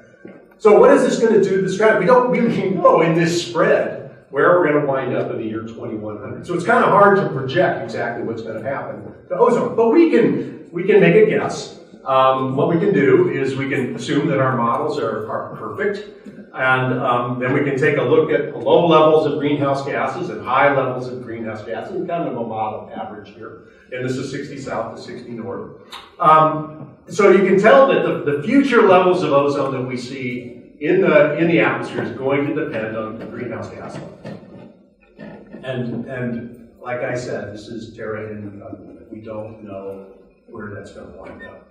Just to kind of reinforce that a little bit, I'm going to show you another graph here. Down here at the bottom is northern mid-latitude ozone. So the bottom left is northern mid-latitude ozone. And then on the top right there is the amount from 25 north to 25 south. So that is greenhouse gas effects in the tropics.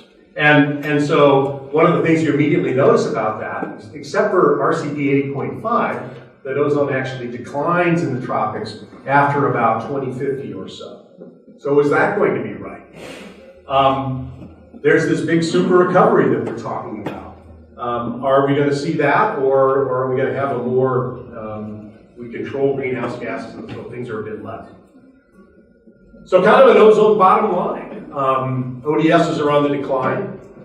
Increasing CO2 elevates global ozone, increasing methane elevates global ozone, and increasing nitrous oxide further depletes global ozone. And we've seen it in a couple plots, Ulrike showed it, the Antarctic ozone hole is less sensitive to the levels of these things, abundances of these greenhouse gases. So, with that, here's again my starred bullet. Where's ozone headed by the end of the 20th century, and does this have policy implications? So what is it policy-wise that the Montreal Protocol can do? I'm trying to weave politics in here, policies with what the science is telling us is going to happen. So what do you do? What can the Montreal Protocol do about these major greenhouse gases, aside from recommending that IPCC or the Paris Agreement that we do something about it? Okay? So is there a lever arm here for the Montreal Protocol? Well, I don't know, but I'd probably pose the question more to Steve Anderson. What is it we can do? Maybe we could do something about nitrous oxide. One of the problems is we don't know when ozone goes really high in the mid-latitudes, what does that mean for the biology of the mid-latitudes and the polar regions? You reduce UV by some percent, and what does that mean to upset to go away from the natural balance? So, biggest scientist uncertainties here, and I think I've made this time and time again here, man, technology, and politics, all 3 of those are woven together, okay? That's the biggest science uncertainty right now that we see, okay, that we can project. There have been other things that have been shown this week. There's very short-lived substances like dichloromethane. This came up, there's a paper by Ryan Hosseini about this. And this is just showing Ryan's projection. If you keep increasing dichloromethane, which is used as a solvent, you're going to elevate chlorine. Chlorine won't fall off as fast because dichloromethane is not controlled by the Montreal Protocol. Now, are these increases real? You need measurements to kind of, they have been increasing, dichloromethane has been going up. The blue line is the projection. If you just keep extrapolating that forward, that's what you'll get as far as chlorine. What happens to ozone? So ozone, this is change in Dobson units from the North Pole to the South Pole all the way out to 2050, and you get a change of about, I think, as I look at it, something like 6.5 Dobson units down over Antarctica. You increase chlorine, so the Antarctic ozone hole is going to persist just a little bit longer. So, and I'm going to just jump off from dichloromethane, and there are a lot of uncontrolled compounds that people could start producing. So will the Montreal Protocol do anything? New technologies are always developing, new manufacturing techniques. Sometimes they become interim gases that get released, and you're making something, and you start with, say, carbon tet, and you wind up with an HFC, and you make dichloromethane in the meantime. Then a second point about these very short-lived compounds, there are a lot of these, and this has been brought up earlier, there are a lot of natural VSL essence, methyl bromide, bromoform, dibromomethane. So there's a lot. As the oceans, for example, it's been shown that with seaweed, that as you increase the ocean's acidification because of carbon dioxide, emissions of these brominated and iodine-containing compounds can go up. Okay, so what will happen there? I think there's a lot of uncertainty here. That's why I bring it up here. Let's go to another topic here, rockets. Everybody likes, Elon Musk. But what are rockets going to do? And so there's a couple of things. I mean, I mentioned aluminum oxide and HCl here, water. So there are different kinds of rockets with different kinds of motors on them. Being part of NASA, I guess maybe I'm not supposed to talk about rockets at all, but I am. Right now, we say that the change is small. So you can see it's 0.03% from a paper by Marty Ross. But the number of rocket launches has gone up quite a bit in the last couple of years, much more than we projected way back in 2014 when we wrote this assessment. So there's a couple questions. The first question is, who's the controlling authority on rockets? The Montreal Protocol right now has nothing to do with rockets. And what are the emissions that could be controlled even if you decided to control rockets? Okay, what kind of motors do you make? I'm going to head into geoengineering here, and I'll show a plot by actually Simone's plot. And there you can see what happens when, this is a whack-a-mile simulation, what happens when you add particles to the stratosphere to reflect more radiation to space. So you can see there's dramatic consequences for ozone over the ozone hole. You're delaying things, you can see here, you're delaying things by 30, 40 years because you're geoengineering. And maybe you never get back to these 1980 levels if you geoengineer the stratosphere. So, deliberate injection of particles and other non-ODS gases not controlled. What are these substances and what are their outcomes on the stratosphere? And then again, who's in charge of geoengineering? Nobody is in charge of it right now, okay? Gus Belders talked about the CFCs to HFCs, and this is just showing the metric tons of this stuff that was released. You can see the CFCs, they were controlled and they fall off. HCFCs are controlled and they're falling off. HFCs were burgeoning upward. Fortunately, the Kigali Agreement was signed, and HFCs won't have much problem now, we think. Okay? But like we say, climate mitigation is possible if there's compliance. Back to the old compliance question. While there are many technology replacements, there aren't, all of those technology replacements are not in place yet. I'm an optimist on this with Steve. If you set up these rules, industry will find a way to solve this problem. But we haven't solved everything yet. And finally, again, this goes back to Steve's point, energy efficiency issues. You build a refrigeration unit and it has a little bit of an HCFC in it, but if it uses tons of energy coming from a coal-fired power plant over its lifetime, you emit 95% of it is the coal emitted from that, or the CO2 emitted from that plant. Steve also brought up the various fluorinated compounds. Here I show sulfur hexafluoride and a couple of other gases. And so the question about this is these are the perfluorocarbons, are currently at pretty low levels, and therefore they're pretty weak.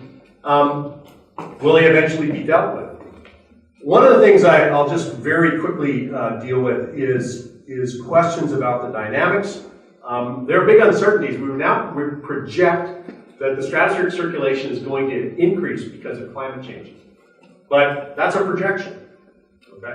There's not a lot of noise or the understanding. In fact, different models increase the circulation for different reasons, which is a little bit scary in terms of the models. And it's because of some of these nonlinear processes. A little bit about the QBO. In the year 2015, in the year 2015 to 2017, the QBO broke down. Now, the QBO is a lot of the natural variability in the stratosphere, and it broke down. We can't simulate it. We don't know why that happened. It's another black mark against our models. We think we're doing pretty damn good on the models, but in fact, the answer is there are things that give us great pause, and it comes from these nonlinearities in the troposphere that are moving into, waves in the troposphere, moving into the stratosphere and impacting the stratosphere. So it's the troposphere dog wagging the stratosphere tail here. And it's a big lever arm on what happens in the stratosphere, and we don't have a really good handle on the future there. So there's things like the fundamental cause of the QBO. Is it a canary in the coal mine, black swan events? And the big question, and somebody brought it up, is there a chance that we'll be ambushed by another ozone hole? And I mean that ozone hole in sort of the generic sense of some big, large impact on the ozone layer, and we don't know.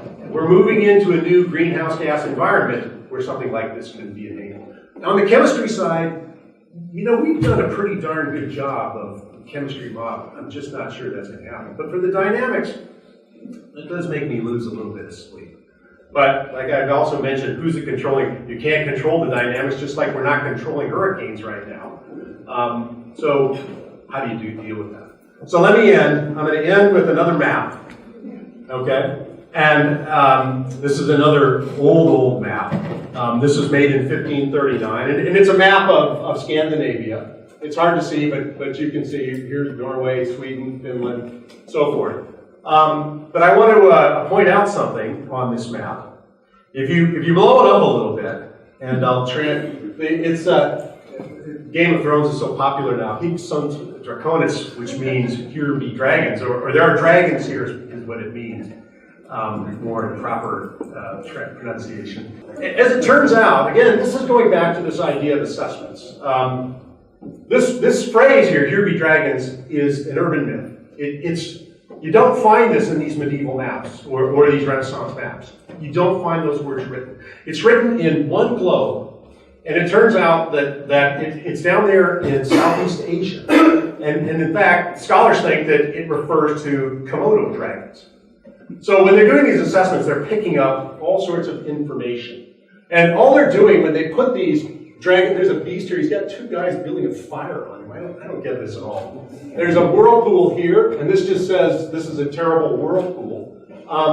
They don't know really what's out there, so they put these fanciful beasts out there because there's uncertainty and risk when you sail out. So with that, thank you for your attention. And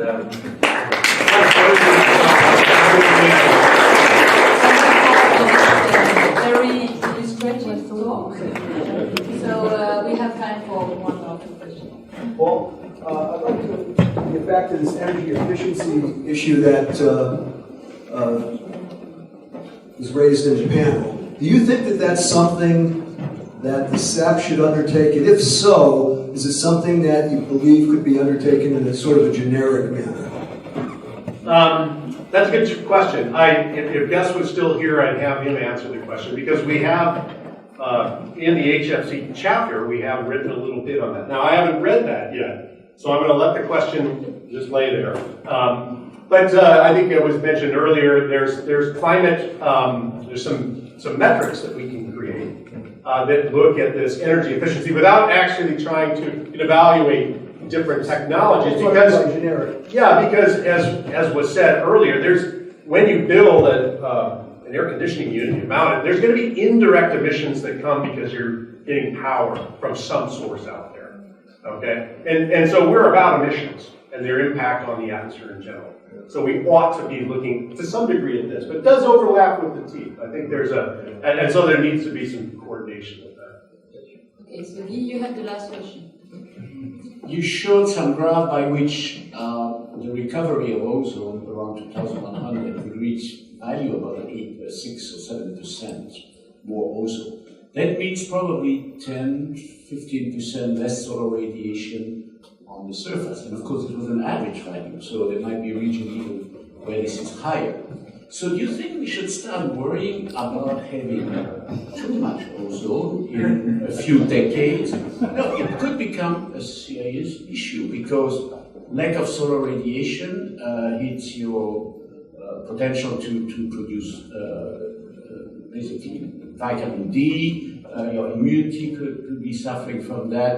And so maybe we should look a bit at what means the world with 5 to 10% more. So I love that question, and I don't know if Alpes is still here.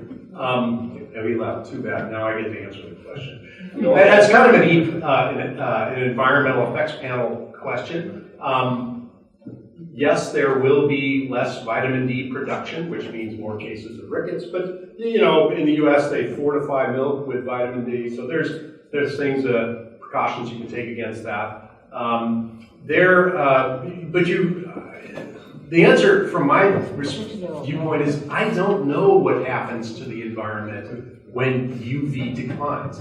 UV is a sterilization agent. It will certainly change. You know, even soil biologies will change as you decrease UV beyond its natural level. But shouldn't we have research?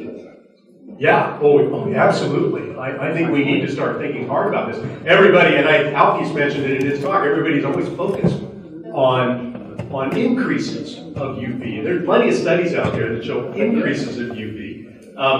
And you can contrast, you know, you have more UV and your plants are, you know, they're spending a lot of energy repairing UV damage. Just like when you get sunburned, your body spends energy, you know, repairing the sunburn, okay?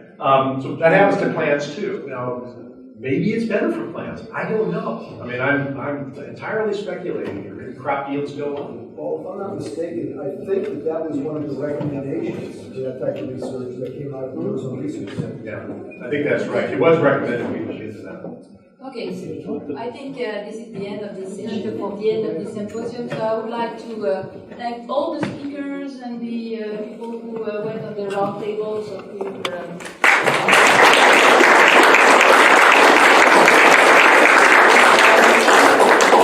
I think we had a tremendously interesting presentation during this symposium. So, again, I want to thank all the speakers for other sessions of this symposium. So, just what I would like to say that it's not the end. I mean, it's the end today, but please keep contact with the website because we are going to put the presentation on the website. There are going to be also the registration from this symposium. So just keep contact with this symposium, and I wish you all a nice and a safe trip back home. Thank you for coming.